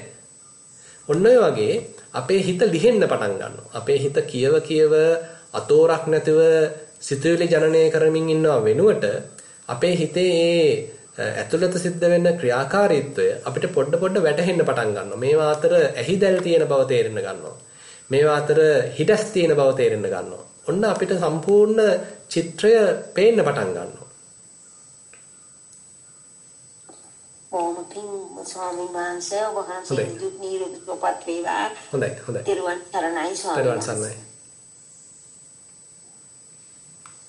ඊළඟට අතැසවීමක් කර තිබෙනවා පద్මා හේවරත්න මයික් එක අන්මියුට් කරලා ඔබට ප්‍රශ්න ඉදිරිපත් කරන්න පුළුවන්. අවසරයි ස්වාමීන් වහන්සේ මගේ ප්‍රශ්නේ සක්මන් භාවනාව පිළිබඳවයි. මේක මාස කිහිපයකට කලින් මම ලොකු ස්වාමීන් වහන්සේගෙන් සක්මන් භාවනාව පිළිබඳව අසුව ප්‍රශ්නයකදී ඇත්තටම එතනදී සක්මනේ ආයතන හෝ නැත්නම් ස්පර්ශයේ සමුදය ගැන පොඩ්ඩක් කතා වුණා. එතකොට ලොකු ස්වාමීන් වහන්සේ මට අවවාද කළා ඒකේ නිරෝධයත් බලන්න කියලා. ඉතින් මම මාස ගාණක් මේ නිරෝධය මොකද්ද කියලා සක්මනේදීම හිතලා මම දැන් තීරණය කරලා තියෙනවා. නැත්නම් මට අවබෝධයක් ඇවිල්ලා තියෙනවා. මම කකුල තියනකොට ඒකේ ස්පර්ශය දැනෙන නිසා ඒක ඇතිවීම නම් කකුල උස්සනකොට ඒක තමයි නිරෝධය කියලා මට ඉතින් පොඩ්ඩක් ඔබ වහන්සේගෙන් මම හිතපු විදිය හරිද කියලා දැනගන්න ඕනේ. ඔව්. මුලදී ওই විදිහට ගත්තට වැරද්දක් නැහැ. මොකද කියන්නේ කකුල ඔසවගෙන ඉන්නකොට ස්පර්ශයක් තාම වෙලා නැහැ. ඒ ස්පර්ශයේ පහළ වීමක්, සමුදේ වීමක් සිද්ධ වෙලා නැහැ. හැබැයි කකුල පොළවේ වදිනවත් එක්ක එතන ඒ ස්පර්ශයත් එක්ක ඔන්න යම් තද ගතියක් ඔන්න පහළ වුණා. ඊට පස්සේ ඒ තද ගතියේ යම් කාල පරිච්ඡේදයක් දැනෙමින් පවතිනවා. ඊට පස්සේ කකුල ඔසවනවත් එක්ක ඔන්න ඒක අවසන් වුණා. හොඳයි. ඉතින් එතකොට ඔතන කියන්නේ මූලික වශයෙන් ඔතන අපිට එහෙම කියන්න පුළුවන්. මුලින් ඔන්න පටන් ගැනීමක් තියෙනවා, පොඩි කාලයක් පැවතීමක් තියෙනවා, කකුල එසවීමත් එක්ක අවසන් වීමක් තියෙනවා. දැන් ඕක ඔය විදිහට බලමින් යන්න, ඔහොම බලමින් යනකොට තව හිතේ සම්පජඤ්ඤය දියුණු වෙනවා. හිත දෙයක් දිහා සූක්ෂමව බලන්න පුළුවන් හැකියාව තව දියුණු වෙනවා. එතකොට මෑණියන්ට තේරෙවි මෙතන මේ තනි තදවීමක් නෙමෙයි තියෙන්නේ. තනි තදගතයක් නෙමෙයි තියෙන්නේ. මෙතන තද ගති රසක් තියෙනවා. එහෙමයි. දැන් හිතන්න අපි අත තියලා තද කරනකොට පාදයේ තියලා තද කරනකොට එතන තියෙන යම්කිසි වර්ගඵලයකටනේ ඔක තද ගතිය දැනෙන්නේ. එතන එතකොට මේ මුළු ප්‍රදේශයේම තද ගති රසක එකතුවක් තමයි අපිට දැනෙන්නේ තනි තද ගතියක් වශයෙන්. අපි අපේ හිතේ ඒකාග්‍රතාවයේ දියුණු වෙන්න දෙයක් දිහා සියුම්ම බලන්න පුළුවන් හැකියාව දියුණු වෙන්න ඔන්න ඔය තොරතුරු ටික අපිට ලැබෙන්න පටන් ගන්නවා. එතකොට තේරෙනවා මෙතන මේ තනි තද ගතියක් ඇති වෙලා දීර්ඝ වේලාවක් පැවතිලා අවසන් වීම නෙමෙයි තියෙන්නේ. තද ගති රසක් එතන ඇති වෙලා එතන ඇතිලා යාමක් තමයි සිද්ධ වෙන්නේ. කියලා පොඩ වැටහෙන්න පටන් ගන්නවා. එතකොට තමයි අර තව මේ නිරුද්ධ වී යාම සමුදය නිරෝධ පක්ෂය දෙකම බොහොම යහුසුලුව සිද්ධ වෙන දෙයක් බව වැටහෙන්න පටන් ගන්නවා. මම හිතනවා මම කියපු දේ තේරුණා කියලා. මේ මයික් එක මියුට් කරලා තියෙන්නේ. ආත්මා ඔබට මයික් එක අන්මියුට් කරගන්න පුළුවන්.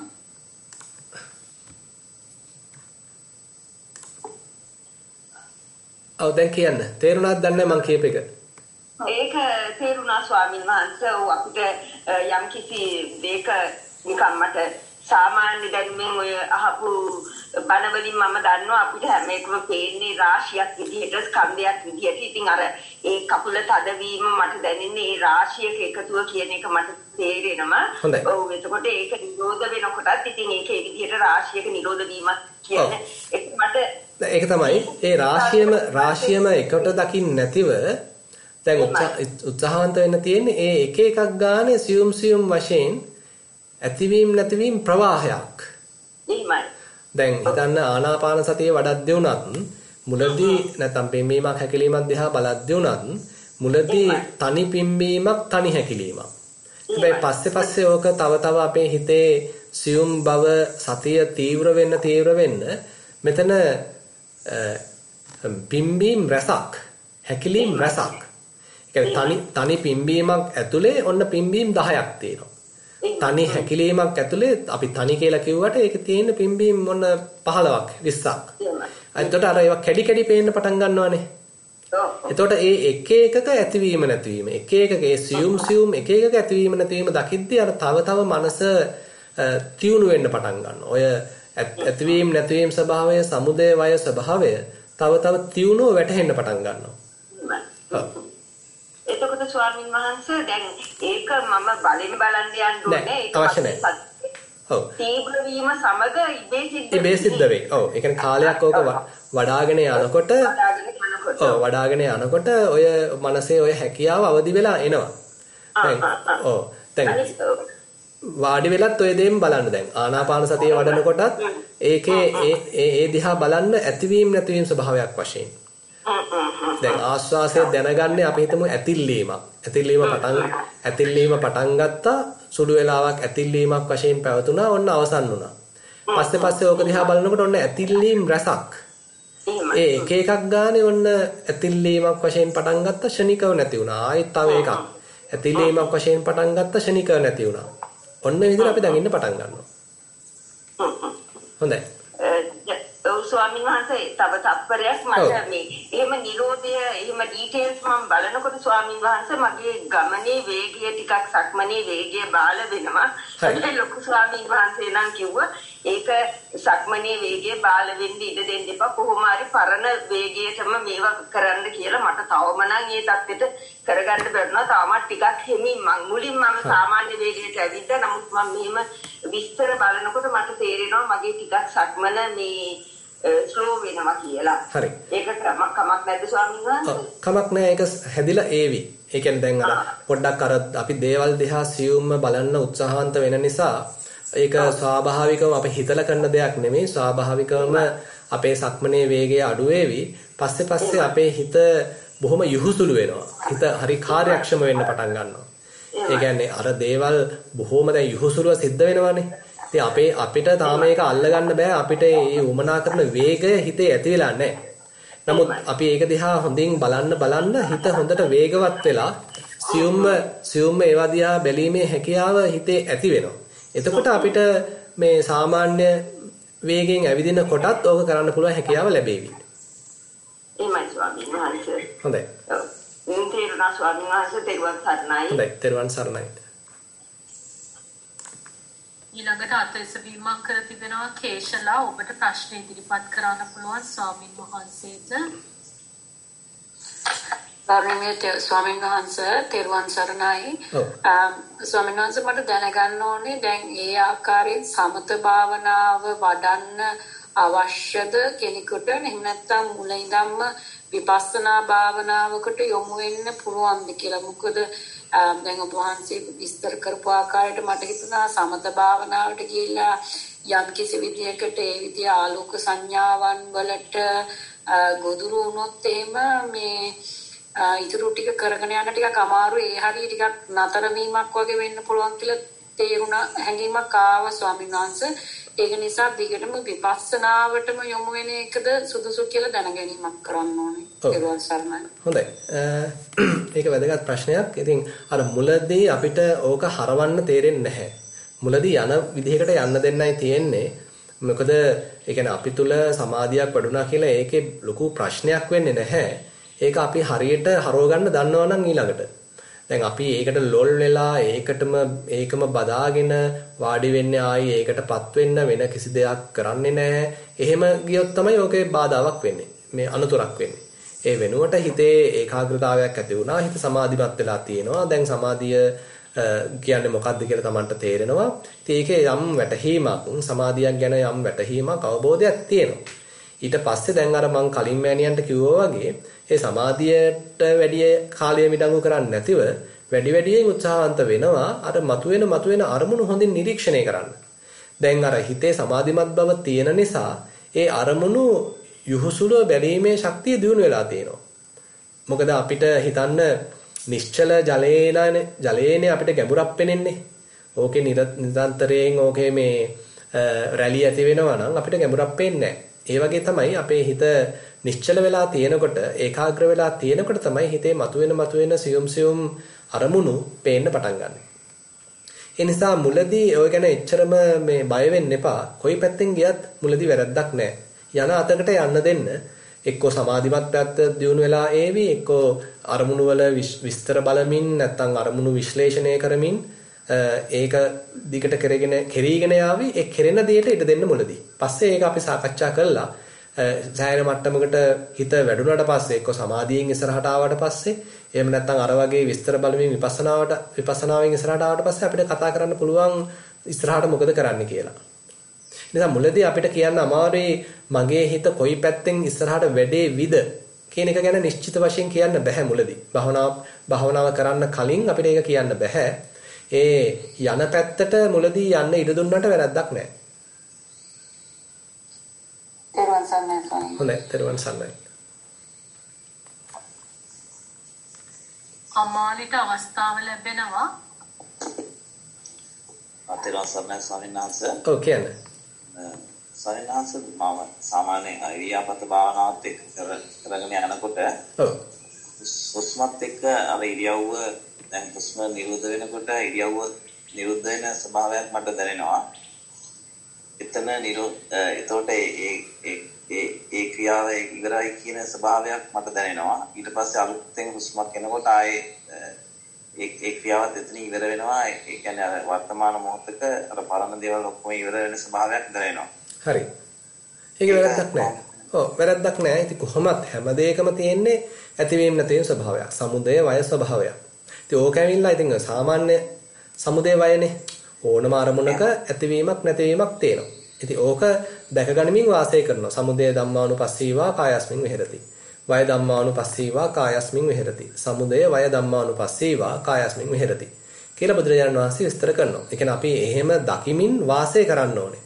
ඒ හරහා තමයි ඇතුලේ ප්‍රඥාවක් වැඩෙන්න පටන් ගන්න. ඒක අපි දවස් දෙකක් මේ දේවල් ඇති වෙනවා නැති වෙනවා දැක්කා කියලා.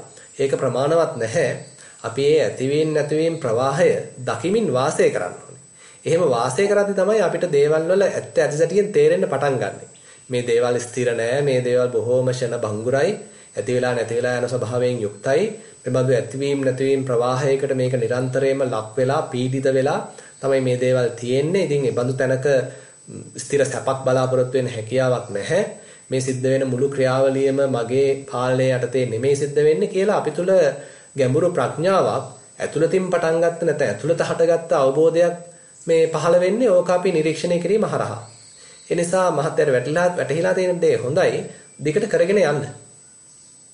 එම්ම සනස දැන් කතා කරද්දී උනත් ඒක ඒ හුස්ම ඉවර වෙනකොට ඒ කතාරුදේ නිරුද්ධ වුණා කියන ස්වභාවයක් මගේ ඒ කියන්නේ ඒ අරමුණේ මං ඉන්නවා. හරි. හැම ක්‍රියාවකටම මේ විදිහට මං ඉන්නවා.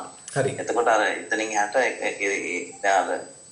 පරණ දේවල් දැන් අපි අතීතයේ කරපු දේවල් ඒතකොට ඒ විදිහ නිරුද්ධයි කියන මේ සිහියට මට පැමිණෙනවා. හොඳයි. වැරද්දක් නැහැ. හිත සැහැල්ලුවෙන් තියාගන්න. ඒ කියන්නේ හිත සැහැල්ලුවෙන් තියාගන්න. හිත සැහැල්ලුවෙන් තියාගෙන මේ වර්තමාන වශයෙන් පැමිණෙන අරමුණු. ඒවා තමයි වැදගත් වෙන්නේ. වර්තමානයේ එතන පැන නගින අරමුණු වලට මොකද වෙන්නේ? ඒක විමසන්න. ඔව්. හිතන්න දැන් සක්මනකට යනවා. සක්මනට ගියාම අතීතයේ දේවල් මතක් වෙනවා. ඉතින් ඒක කොහොමත් අවසానයි. ඊට අනාගතේ තාම පැමිණියේ නැහැ. ඒ දෙක අපිට වැඩක් නැහැ. ඒ වෙනුවට දැන් මේ වර්තමානයේ Tamanට ඍජුව අත්දකින්න පුළුවන් වෙලා තියෙන මොනවාද? ඒ ලබන ඍජු අත්දැකීමට සිද්ධ වෙන්නේ මොකද්ද? කියන එක තමයි නැවත නැවත විමසන්න ඕනේ. බොහෝම සැහැල්ලු මනසකින්, ඒකාග්‍ර වෙච්ච මනසකින්, ඇතුළත කතාව සමනය වෙච්ච මනසකින් මේ මොහොතේදී පැන නගින, එතන පැන නගින, එතන හටගන්නා ඒ අරමුණු වලට සිදු වෙන්නේ කුමක්ද කියලා විමසිලිමත් වෙන්න. හොඳයි. හොඳයි සර්. තෙරුවන් සරණයි. මේක අවස්ථාව ලැබෙනවා මයික් එක අන්මියුට් කරලා කතා කරන්න.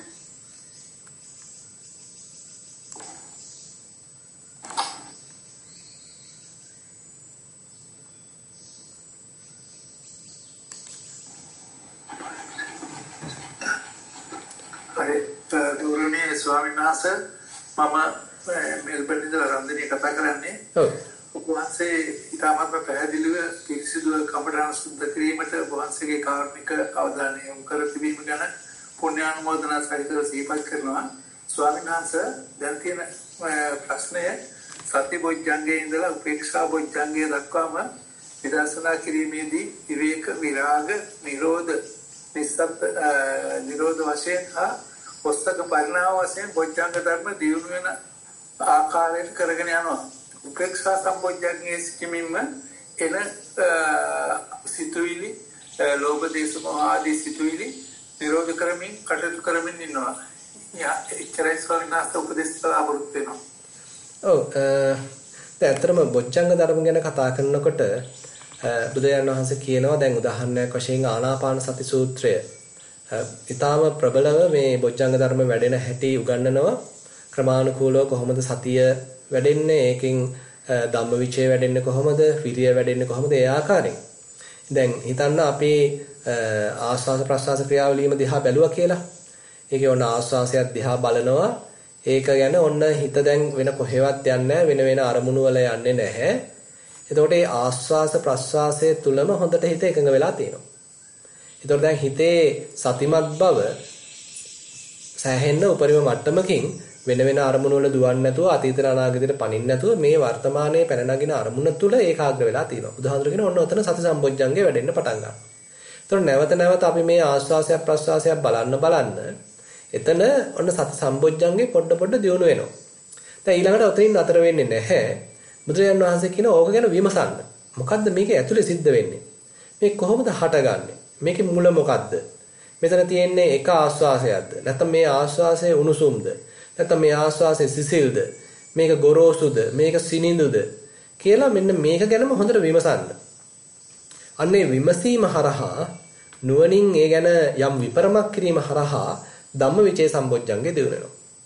දැන් ඊළඟට මේ වැඩේ කරන්න ලොකු වීරයක් අවශ්‍යයි. මොකද මේ අරමුණේ තරම් ලස්සන අරමුණක්, ප්‍රණීත අරමුණක්, එහෙම නැත්නම් ආකර්ශනීය අරමුණක් නෙමෙයි. උපේක්ෂා සහගත අරමුණක්.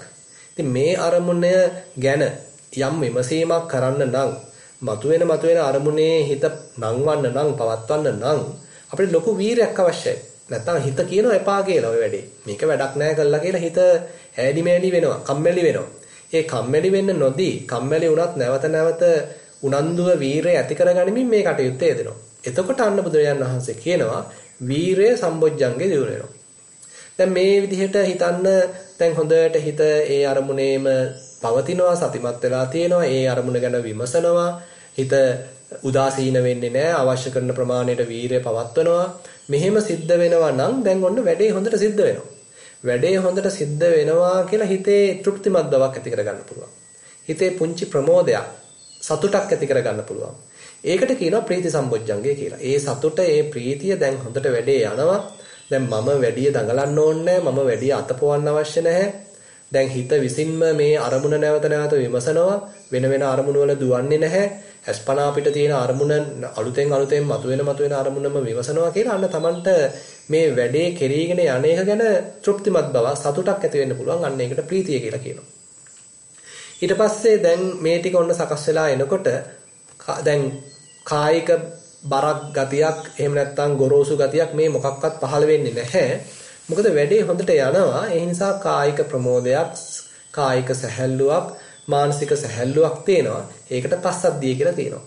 දැන් අර කයේ කලින් තිබුණ බර ගති, සැහැල් මේ දුර්වල ගති, එහෙම නැත්නම් ගොරෝසු ගති, එහෙම නැත්නම් නිකන් අර භාවනාවට තියෙන අපහසුකම් ඒවා ඔක්කොම ඒවා නිකන් දුර වෙලා හරියට නිකන් කාපට් පාරක වාහනයක් අරගෙන යනවා වගේ දැන් හරියට වැඩේ කෙරීගෙන යනවා. හරි සැහැල්ලුයි.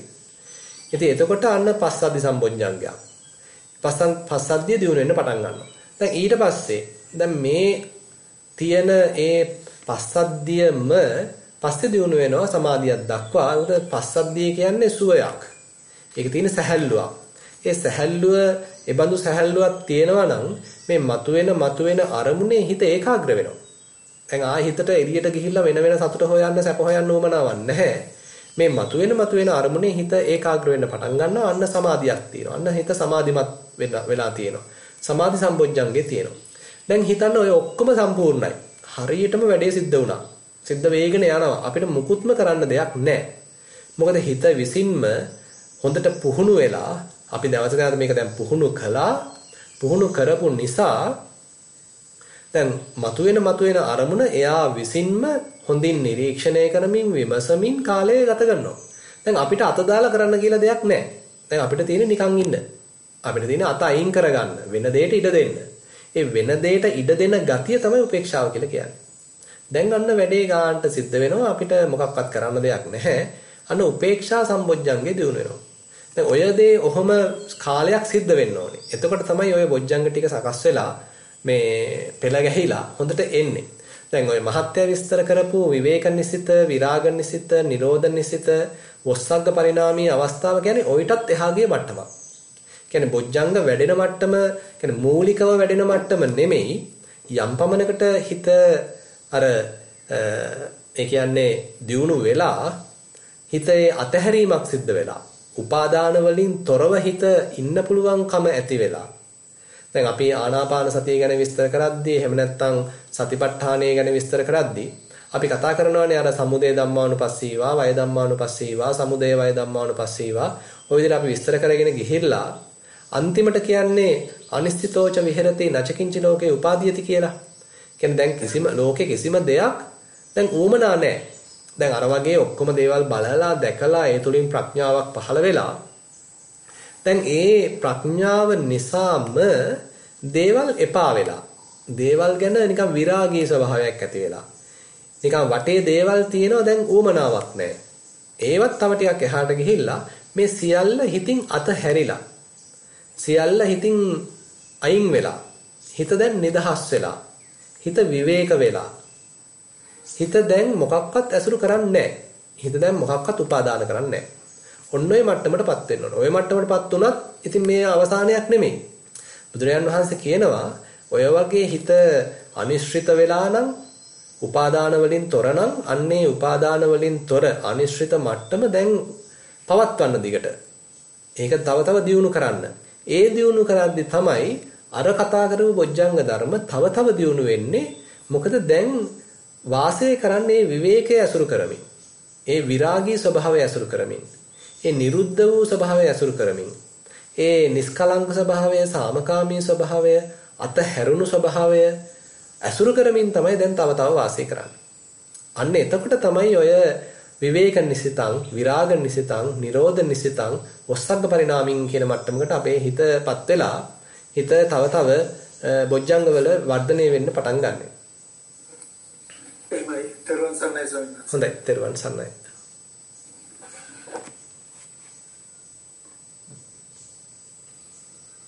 වෙන ප්‍රශ්න ඉදිරිපත් කරන්න කාට හරි තියනවද නැත්නම් පිට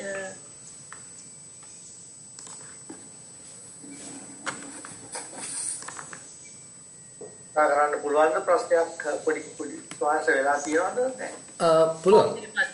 ඔව්. ස්වාමීන් වහන්සේ මේ අවසරයි මේ අද දේශනාවට ආනුව ස්වාංශ දැන් මේ සමාධිය සහ ධ්‍යාන ගැන කතා කරනකොට ඉස්සෙල්ලා සිත සමාධිමත් වෙන්නේ නැරලා නිවර්ණ තැම්පත් වුණාට පස්සේද ස්වාමීන් වහන්සේ අපි දැන් ওই පළවෙනි ධ්‍යානෙට යනවා නම් ඒ වගේ අදිෂ්ඨාන කළා ධ්‍යානෙට යනවද එහෙම ඉතින් එහාට කොහොමද ස්වාංශය වශී කරගන්නේ හැටියෙන් පොඩ්ඩක් ඒකයි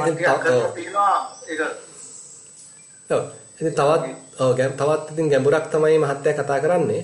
ඒ කියන්නේ අර මුලදී අපිට අදිෂ්ඨාන කළා ඔකට යන්න පුළුවන් ගතියක් නැහැ. ඉබේ කොයි වෙලාවකට යනවද කියලා දන්නෙත් නැහැ. අර ඉන්ද්‍රිය සමතාවයක් ඇති වුණාට පස්සේ ඔන්න ඒක ඇතුළට ගියා. ඒ අපි හදාගත්ත ශක්තිය මත යම් කාල පරිච්ඡේදයක් එතන හිටියා. ඊට පස්සේ ඒ ශක්තිය දුර්වල වුණාට පස්සේ ඔන්න ආයේ ඒකෙන් එළියට ආවා. ඒතකොට නිකන් අර අපි නොදැනුවත්ව තමයි මේ වැඩේ සිද්ධ වෙන්නේ. ඉතින් ඒක තමයි පස්සේ සෑහෙන්න ප්‍රගුණ කළා මේ දේවල් ඉගෙන ගනිමින් මේක නැවත නැවත අභ්‍යාසයේ යෙදෙමින් වශීතා වශයෙන් පුරුදු කරන්න වෙනවා. අදිෂ්ඨාන කරනවා මේ මෙන්න මෙච්චර කාලයක් මේක ඇතුලේ මේ ධානයට සමවැදිලා සිටීවා. මෙච්චර කාලෙකින් පස්සේ මේකෙන් එළියට පැමිණේවා. ඔන්න ඔය විදිහට ඊට පස්සේ පැමිණුණාට පස්සේ ධානයේ තිබිච්ච ධාන අංග ඒ ලක්ෂණ මොකක්ද ඒකට කියන්නේ ප්‍රත්‍යවේක්ෂා කරලා බලන්න පුළුවන් ගති. ඔන්න ඔය වගේ ධාන වශීතා පහක් ගැන කතා කරනවා. ඉතින් ඇත්තටම බොහෝම මේ කල්ගත වෙන වැඩ. ඔය මේ දවසේ දෙකේ වැඩ නෙමෙයි. ඉතින් අවුරුදු ගණන් ගත වෙන වැඩ. ඒ නිසා විශේෂයෙන් ඉතින් අපි නිස්සාරණ වනේ නම් ඕවා ඒ තරම්ම මේ වර්ණනා කරන්න එහෙම නැත්නම් ඕවට කාලය මිඩංගු කරන්න උනන්දු කරන්නේ නැහැ. මොකද බුදුරජාණන් වහන්සේ පෙන්නපු මාර්ගයේ ඔయిత වඩා දෙයක් පෙන්ලා තියෙනවා. ඔయిత වඩා යන්න පුළුවන් විපස්සනා මාර්ගයක් සුවිශේෂී මාර්ගයක් පෙන්ලා තියෙන නිසා අපි ඉතින් අර විපස්සනාට මූලිකත්වය දීලා සතිපට්ඨානයට මූලිකත්වය දීලා යනවා. නමුත් ඉතින් මේ සූත්‍රයේ තියෙන නිසා ඉතින් අපිට මේවා ගැන සාකච්ඡා කරන්න පුළුවන්. හොඳයි සායනාංශ විශේෂයෙන්ම ධ්‍යාන නොගියත් වාසේ අදුගානේ හොඳ සමාධියක් ලබා ගන්න එක ප්‍රයෝජනවත් වෙනවා. ප්‍රයෝජනවත් අනිවාර්යෙන්ම. ඔව් ඒකයි. සමාධියක් හිතේ තියෙන එක ප්‍රයෝජනයි. මොකද ඒ බඳු සමාහිත හිතක් තියෙනවා නම් පමණයි අපිට දේවල් වල ඇත්ත ඇති තේරෙන්න පටන් ගන්න. නිකන් හිත වික්ෂිප්ත වෙලා නම් අතීතයට අනාගතයට දුවනවා නම් තොරතෝංචියක් නැතුව ඇතුලේ කතාවක් තියෙනවා නම් ඒ බඳු වික්ෂිප්ත වෙච්ච මනසකට බෑ මේ දේවල් වල ඇත්ත ඇති තේරුම් ගන්න. හිත සමාධිමත් වෙලා නම් සමාහිත වෙලා නම් හිත බොහොම තැම්පත් වෙලා සාමකාමීව තියෙනවා නම් එතකොට ඒ ඒකාග්‍රතාවය පාවිච්චි කරන්න පුළුවන් මේ මතුවෙන අරමුණු නිරීක්ෂණය කරන්න. ඒ නිරීක්ෂණයෙන් තමයි ප්‍රඥාවක් වැඩෙන්නේ. හොඳයි සාරද. සාතර බොජ්ජංග ගැන විස්තර කරපු වෙලාවේ මේ මතුවෙන අරමුණ ගැන මට කිව්වේ සෝනසේ ආනාපාන අරමුණ ගැනමද නෑ ඕනම අරමුණක්. ඒක පොදුයි. ඒක කායානුපස්සනාවට, වේදනානුපස්සනාව, චිත්තානුපස්සනාව, ධම්මානුපස්සනාව ඔක්කොටම පොදුයි. ඒ අපි නිරීක්ෂණයට බඳුන් කරන්නේ මොන අරමුණද? ඒ අරමුණේ හිත එකඟ වෙලා. ඒ අරමුණ ගැන විමසනවා. ඒ අරමුණේ හොඳට වීරයවන්තව ඒ කටයුත්ත කරනවා. ඊට පස්සේ ඒ කටයුත්ත සිද්ධ වෙනකොට ඔන්න ප්‍රමෝදයක්, ප්‍රීතියක් පහළ වෙලා. ඒ වැඩේ සැහැල්ලුවෙන් කරනවා. එතන හිත ඒකාග්‍ර වෙලා, සමාධිමත් වෙලා. වැඩේ හොඳට සිද්ධ වෙනවා නම් අලුතෙන් අපිට අත දාන්න දෙයක් නැහැ. බලාගෙන ඉන්නවා. වෙන දෙයකට ඉඩ දෙනවා. ඒ නිසා මේක සියලුම කායානුපස්සනාව හරහාම බොජ්ජංග වැඩෙනවා. වේදනානුපස්සනාව හරහා, ධම්මානුපස්සනාව හරහා, චිත්තානුපස්සනාව හරහා මේ ඔක්කොම හරහා බොජ්ජංග වැඩෙන හැටි ඔය කාය මේ ආනාපාන සති සූත්‍රයේදී බුදුරජාණන් වහන්සේ ලස්සනට විස්තර කරලා දෙනවා. ප්‍රශ්නේ වෙන්නේ අර අපිට හිතනවා හිත පිට දුවනවා කියලා. එතකොට අර ඒ සමාධිය කැඩුනා අන්න ඒ වගේ නිකන් ෆ්‍රස්ට්‍රේෂන් එකක් එනවා. එහෙම නැතුව හැම අරමුණම අරගෙන විපස්සනා කරන්න කියලා ගානක් අදාළයි. ඔව් විපස්සනාවට එහෙම එක જાතියක අරමුණක් කියලා නැහැ. පැමිණෙන අරමුණ විපස්සනා කරන්න පුළුවන්. අර ඒකට උවමනා කරන ශක්තිය ඒ ඒකාග්‍රතාවය තමයි සමාධියෙන් හැදිලා තියෙන්නේ. ඒ ඒකාග්‍රතාවය හැදිලා නම් අපිට ඊට පස්සේ තින් වර්ග කරන්න අවශ්‍ය නැහැ අහවල් අරමුණු කොටාසේ විතරක් විපස්සනා කළ යුතුයි කියලා. මුලදී තින් අනිවාර්යයෙන්ම ඉතින් කායානුපස්සනාවෙන් පටන් ගන්න පුළුවන්. මොකද එතන තමයි අපිට පුහුණු වෙන්න පහසු තැන. ඒ පුහුණුව ලැබුවට පස්සේ අපිට ඉතින් වේදනානුපස්සනාවට යන්න පුළුවන්, චිත්තානුපස්සනාවට යන්න පුළුවන්. ඒකත් ඉතින් අපි යනවා නෙමෙයි, ඒක යවෙනවා. ඒ වමනා කරන හැකියාව වැඩිගෙන එනකොට හිත විසින්ම નિરાයාසයෙන් ඊළඟ මට්ටමකට පැමිණෙනවා. ඒ කියන්නේ අපි හිතමු ටැප් එකක් යනට කලයක් අල්ලගෙන ඉන්නකොට කලේ උතුරනවා කියන එක අපි කරන එකක් නෙමෙයි. කලයට වතුර වැක්කිරලා ඒකේ ධාරිතාවය ඉක්මවා යනකොට වතුර උතුරන එක ස්වාභාවිකව සිද්ධ වෙනවා. ඒ වගේ තමයි අපි කායानुපස්සනාවෙන් හොඳට ඔය දේ නිරීක්ෂණය කරමින් පැමිණෙන අරමුණු නිරීක්ෂණය කරමින් වාසය කරනකොට ඒකෙන් ලැබෙන ඒ අභ්‍යාසය නැත්නම් ඒකෙන් ලැබෙන ඒ පුහුණුව ඊට පස්සේ වේදනානුපස්සනාවකට පෙළඹීම සඳහා අවශ්‍ය කරන පසුබිම සකස් කරලා දෙනවා. අපි දැන් ඒකත් හොඳට වඩමින් ඉන්නකොට ඔන්න හිත දිහා බැලෙනවා. ආයි අමුතුවෙන් බලනවා කියලා නෙමෙයි. අපි දැන් ඔන්න ඊළඟට වේදනානුපස්සනාව බලන්න යනවා. ඊට පස්සේ ඔන්න මම දැන් චිත්තානුපස්සනාව වඩනවා කියලා එහෙම මේ අපි නිකන් අර ඉස්කෝලේ පන්තියෙන් පන්තියට යනවා වගේ මේ අවුරුද්දක් කායानुපස්සනාව කළා ඊළඟ අවුරුද්ද වේදනානුපස්සනාව කළා ඊළඟ අවුරුද්ද චිත්තානුපස්සනාව කළා. එහෙම කතාවක් මෙතන නෑ. මෙතන මනසේ අපි යෙදිච්ච ප්‍රමාණයට අනුව මනසේ දියුණු වෙච්ච ප්‍රඥාවට අනුව ක්‍රමානුකූලව නිකන් ගහක් ක්‍රමානුකූලව වැඩෙනවා වගේ මේ හේතු සම්පත් ටික සකස් වෙලා එනකොට ඊළඟ මට්ටමට ස්වාභාවිකවපත් වෙනවා. හොඳයි. තෙරුවන් සරණයි. හොඳයි. එහෙමනම් අද අපිට මේ භාවනාවකට යන්න වෙලාවක් මදි. එහෙමනම් මම හිතනවා වෙන ප්‍රශ්නත් ඉදිරිපත් වෙලා නැහැ කියලා. අද අපි එතකොට පැයකුත් විනාඩි 45ක වගේ කාලයක් ධර්ම දේශනාවක සහ ධර්ම සාකච්ඡාවක නිරත වෙලා තියෙනවා. ඔව්.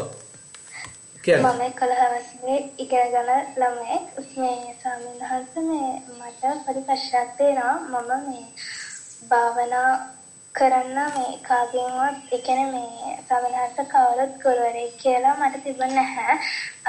මම භාවනා කරන්න පටන් අරගෙන ඒ කියන්නේ ආනාපානසතිය භාවනා කරන්න පටන් අරගත්තේ ටික වෙලාවක් යද්දී අර මේ අනිත්‍ය බව මෙනෙහි කරද්දී මම මගේ කියන දේ මේ ස්ථිර නෑ කියන දේ මට තේරුණා. ඊට පස්සේ මට මේ මාව මට මේ දකින්න පුළුවන් වුණා. ඒ කියන්නේ ඊට පස්සේ මගේ ශරීරය ටිකෙන් ටික අනිත්‍ය බව මතක් කරගෙන යද්දී මගේ මේ හිත ඒ කියන්නේ මම මගේ නෙවෙයි කියන එක තමයි ගොඩක්ම දැනෙන්නේ. ඊට පස්සේ මේ හිත ටිකක් නිදහස් වෙලා ටිකක් වෙලාවක් යද්දී ඒ බෝධියත් වලින් මේ මගේ හිත නිකන් උඩට ගමන් කරනවා වගේ දෙයක් තේරුණා. ගොඩක් දුර ගමන් කරාට පස්සේ ඒ හිත යම්කිසි ඒ කියන්නේ මම හැමතිස්සම අර මේ කාමයට මේ කියන්නේ දැන් කාමය අදාළ දෙයක් ආවොතින් ඒ දෙයට වහල් නොවීන උත්සාහ කළා. බුදුරජාණන් අන්තිමේදී මේ බුදුරජාණන් වහන්සේගේ අර මේ අතක් වගේ දෙයක් මට පේරුණා. නමුත් මේ කියන්නේ එතන තමයි මේ මට ඒක පැහැදිලි කරගන්න ඕනේ. මම කොහොම හරි එතනට ගමන් කළා. මොකද්ද මේ සිද්ධ වෙන්නේ කියලා දැනගන්න ඕනේ හැමදෙරනේ. ඔව්. ඒ කියන්නේ දැන් අපේ හිත සියුම් වෙනකොට විවිධ සංඥා මතුවෙන්න පුළුවන්. බුදුරජාන් වහන්සේම පේන්නත් පුළුවන්, බුදුරජාන් වහන්සේගේ අතක් පේන්න පුළුවන්, මූණ පේන්න පුළුවන්, රුවන්වැලි සෑය පේන්න පුළුවන්, මරිච්ච කවුරු හරි පේන්න පුළුවන්. මේවා ඔක්කොම සංඥා පමණයි. උතන අපි රැවටෙන තැනක්. ඒ කියන්නේ අපි හිතුවොත් මේවා පහළ වුණේ මට මොකක් හරි මාර්ගඵලයක් ලැබිලාය, මොකක් හරි විශේෂ ඥානයක් ලැබිලාය කියලා ඒක වැරදීමක්. එහෙම දෙයක් නෙමෙයි මෙතන තියෙන්නේ. අපේ හිත සියුම් වෙනවා. අපේ හිත සියුම් වුණාට පස්සේ එයාට läග ගන්න තැනක් නැති වෙනවා. එයාට පිහිටන්න තැනක් නැති වෙනවා. පිහිටන්න තැනක් නැති වෙන්න ඒ කියන්නේ එයාට පිහිටන්න අමාරු වෙන්න තැනක් හොයාගන්න බැරි වෙන්න අපේ හිත ඇතුලේ තැම්පත් වෙලා තියෙන යම්කිසි සංඥාවක් එයා ඉස්සරහට ගන්නවා. හිතන්න මම හරීම කැමති දෙයක් තියෙනවා. නැත්තම් මම හරීම ශ්‍රද්ධාවන්තයි. එතකොට ඉතින් මම බුදුරජාණන් වහන්සේට කොහොමත් කැමතියි. නැත්තම් මම නිතරම ඔන්න පන්සලට යනවා. එතකොට මම වෙහෙර වහන්සේට බෝධීන් වහන්සේට හරි කැමතියි. ඉතින් ඕක මගේ හිතේ හොඳට ඇඳිලා තියෙනවා. ඉතින් අර හිතට නැත්නම් විඥාණයට හොඳට බැස ගන්න තැනක් නැති වුනහම අර හිත ඇතුලේ තැම්පත් වෙලා තියෙන අර සංඥාවක් මතු කරලා දෙනවා. ඒ මතු කරලා දීපු සංඥාව අපි අල්ල ගන්නවා. ඒක හරිම ලස්සනයි, ඒක හරිම හොඳයි. මේක තමයි නිවැරදි කියලා අපි ඒක අල්ල ගන්නවා. ඉතින් එතකොට ආයෙත් අර අපි භාවනාව හරහා විඥාණයට බැස ගන්න තැනක් නැති වෙගෙන ගියාට දැන් මේ මතුවෙච්ච සංඥාව හරහා අපි ඔන්න එයාට නැවතත් අලුතෙන් වාසස්ථානයක් සකස් කරලා දෙනවා. ඉතින් ඒ නිසා අපි රැවටිලා තියෙන්නේ. එතකොට අපි කරන්න තියෙන්නේ මේ මතු වුණා මේ මතුවෙච්ච එක හුදු සංඥාවක් පමණයි. මේක ඇවිල්ලා චිත්ත රූපයක් පමණයි. හිතේ පහළ වෙච්ච යම්කිසි චිත්ත රූපයක් පමණයි කියලා තේරුම් අරගෙන ඒකට ඇලෙන්නේ නැතුව ඒක අත්හැරලා දාන්න. දැන් හිත දැන් ඔය වැඩිලා තියෙන එක හොඳයි. ඒකෙත් අර අනිත්‍යයි කියලා වැටහුණා කියන එක චුට්ටක් බලන්න හොඳට මේ අනිත්‍යයි කියලා හිතනවද? එහෙම නැත්නම් අනිත්‍ය ස්වභාවය අපේ මේ නිරීක්ෂණය හරහා අපිට පෙනෙනවද? මේ දෙකක්. දැන් අපිට පුළුවන් අපි තුමු ආස්වාස ප්‍රස්වාස දිහා බලාගෙනම අනිත්‍යයි දුකයි කියලා කියවන්න පුළුවන්. ඒක නිවැරදි විපස්සනාවක් නෙමෙයි. මේ අරමුණු වල හැසිරීම නිරීක්ෂණය කරන්න. කාලාන්තරයක් තිස්සේ මේ අරමුණු හැසිරෙන ආකාරය, ඒගොල්ලෝ හට ගන්න ආකාරය, වෙනස් වෙන ආකාරය, නැති වෙලා යන ආකාරය, ෂය වෙලා යන ආකාරය නැවත නිරීක්ෂණය කරන්න මෙන්න මේ නිරීක්ෂණය හරහා තමයි නිවැරදි අනිත්‍ය ස්වභාවයක් වැටහෙන්නේ. නිවැරදි දුක්ඛ ස්වභාවයක් වැටහෙන්නේ. නිවැරදි අනාත්ම ලක්ෂණයක් අපිට වැටහෙන්නේ. ඒක අපි බලෙන් ආරෝපණය කරන දෙයක් නෙමෙයි. අපි නිකම් බලෙන් හිතට කාවද්දන දෙයක් නෙමෙයි අනිත්‍යයි කියලා. අපි මේ අස්පනා අපිට තියෙන අරමුණු නැවත හොඳින් නිරීක්ෂණය කරද්දී ඒගොල්ලන්ගේ ඒ හැසිරීම හරහා අපි තුල ඇතුළතවදී වෙන අවබෝධයක් තමයි අනිත්‍යයි කියලා කියන්නේ. අපි තුල ඇතුළත ඇති වෙන අවබෝධයක් තමයි මේවා දුකයි කියලා කියන්නේ. අපි තුල ඇතුළත ඇති වෙන අවබෝධයක් තමයි මේවා අපේ පාලනයෙන් තොරයි කියලා කියන්නේ. අනාත්මයි කියලා කියන්නේ. ඒ නිසා ඒක චොට්ටක් විමසලා බලන්න තමන් එතන කරා හරිද කියලා. ඒ වගේම අර හිතට පහළ වෙන පේන දේවල් ඒවා ඔස්සේ යන්නේ නැතුව ඒවට වටිනකම් දෙන්නේ නැතුව ආයෙත් නැවතත් තමන්ගේ කයට නැත්නම් ආනාපානයට පැමිණෙන්න.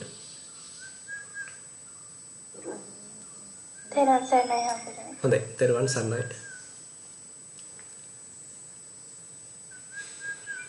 හොඳයි. මම හිතනවා අදට ප්‍රමාණවත් කියලා. එහෙමනම් අපි දෙවියන්ට ඥාතීන්ට සියලු ලෝකවාසීන්ට පින් දීලා අපි පුණ්‍ය අනුමෝදනාවකින් අපේ ධර්ම සාකච්ඡාව අවසන් කරමු. එත්තාවතාච අම්හෙහි සම්බතං පුඤ්ඤ සම්පදං සම්බේ දේවා අනුමෝදන්තු සබ්බ සම්පatti සිද්ධියා. එත්තාවතාච අම්හෙහි සම්බතං පුඤ්ඤ සම්පදං සබ්බේ භූතා අනුමෝදන්තු සබ්බ සම්පatti සිද්ධියා. එත්තාවතාච අම්හෙහි සම්බතං පුඤ්ඤ සම්පදං සබ්බේ සත්තා අනුමෝදන්තු සබ්බ සම්පatti සිද්ධියා. ආකාසට්ඨා ච බුම්මට්ඨා දේවා නාග මහිද්దికා පුඤ්ඤන්තං අනුමෝදිත්වා චිරං රක්ඛන්තු ශාසනං. ආකාසට්ඨා ච බුම්මට්ඨා දේවා නාග මහිද්దికා පුඤ්ඤන්තං අනුමෝදිත්වා චිරං රක්ඛන්තු දේශනං. ආකාසට්ඨා ච බුම්මට්ඨා දේවා නාග මහිද්దికා පුඤ්ඤන්තං අනුමෝදිත්වා චිරං රක්ඛන්තු මම් පරං. ඉදං වෝ ඥාතීනං හෝතු සුඛිතා හොන්තු ඥාතයෝ. ඉදං වෝ ඥාතීනං හෝතු සුඛිතා හොන්තු ඥාතයෝ. ඉදං වෝ ඥාතීනං හෝතු සුඛිතා හොන්තු ඥාතයෝ. ඉමිනා පුඤ්ඤ කම්මේන මාමේ බාල සමාගමෝ සතං සමාගමෝ හෝතු යාව නිබ්බාන පත්තියා. ඉමිනා පුඤ්ඤ කම්මේන මාමේ බාල සමාගමෝ සතං සමාගමෝ හෝතු යාව නිබ්බාන පත්තියා. ඉමිනා පුඤ්ඤ කම්මේන මාමේ බාල සමාගමෝ සතං සමාගමෝ හෝතු යාව නිබ්බාන පත්තියා. සාදු සාදු සාදු. සාදු සාදු. සීලවන්තං ගුණවන්තං පුඤ්ඤක්කෙත්තං අනුත්තරං දුර්ලභේන මයා ලද්දං පස්සෙන් තුම්වන්දි තුම්වරං චාරිපුත්තාදි තේරාණං ආගන්තම් පටිපාටිය සී සද්ධා සීල දයා වාසං බුද්ධ පුත්තං නමාමහං සාදු සාදු සාදු. හොඳයි. සියලු දෙනාටම තෙරුවන් සරණයි. අපි එහෙමනම් ආශිර්වාද ගාථා දේශනා කරනවා. අභිවාදන සීලිස්ස නිච්ඡං උද්ධාපචායිනෝ චත්තාරෝ ධම්මා වඩ්ඩන්ති ආයුවන්නෝ සුඛම් බලං ආයුරාෝග්‍ය සම්පatti සග්ග සම්පatti මේවච අතෝ නිබ්බාන සම්පatti ඉමිනාතේ සමිජ්ජතු. හොඳයි. සියලු දෙනාටම තෙරුවන් සරණයි.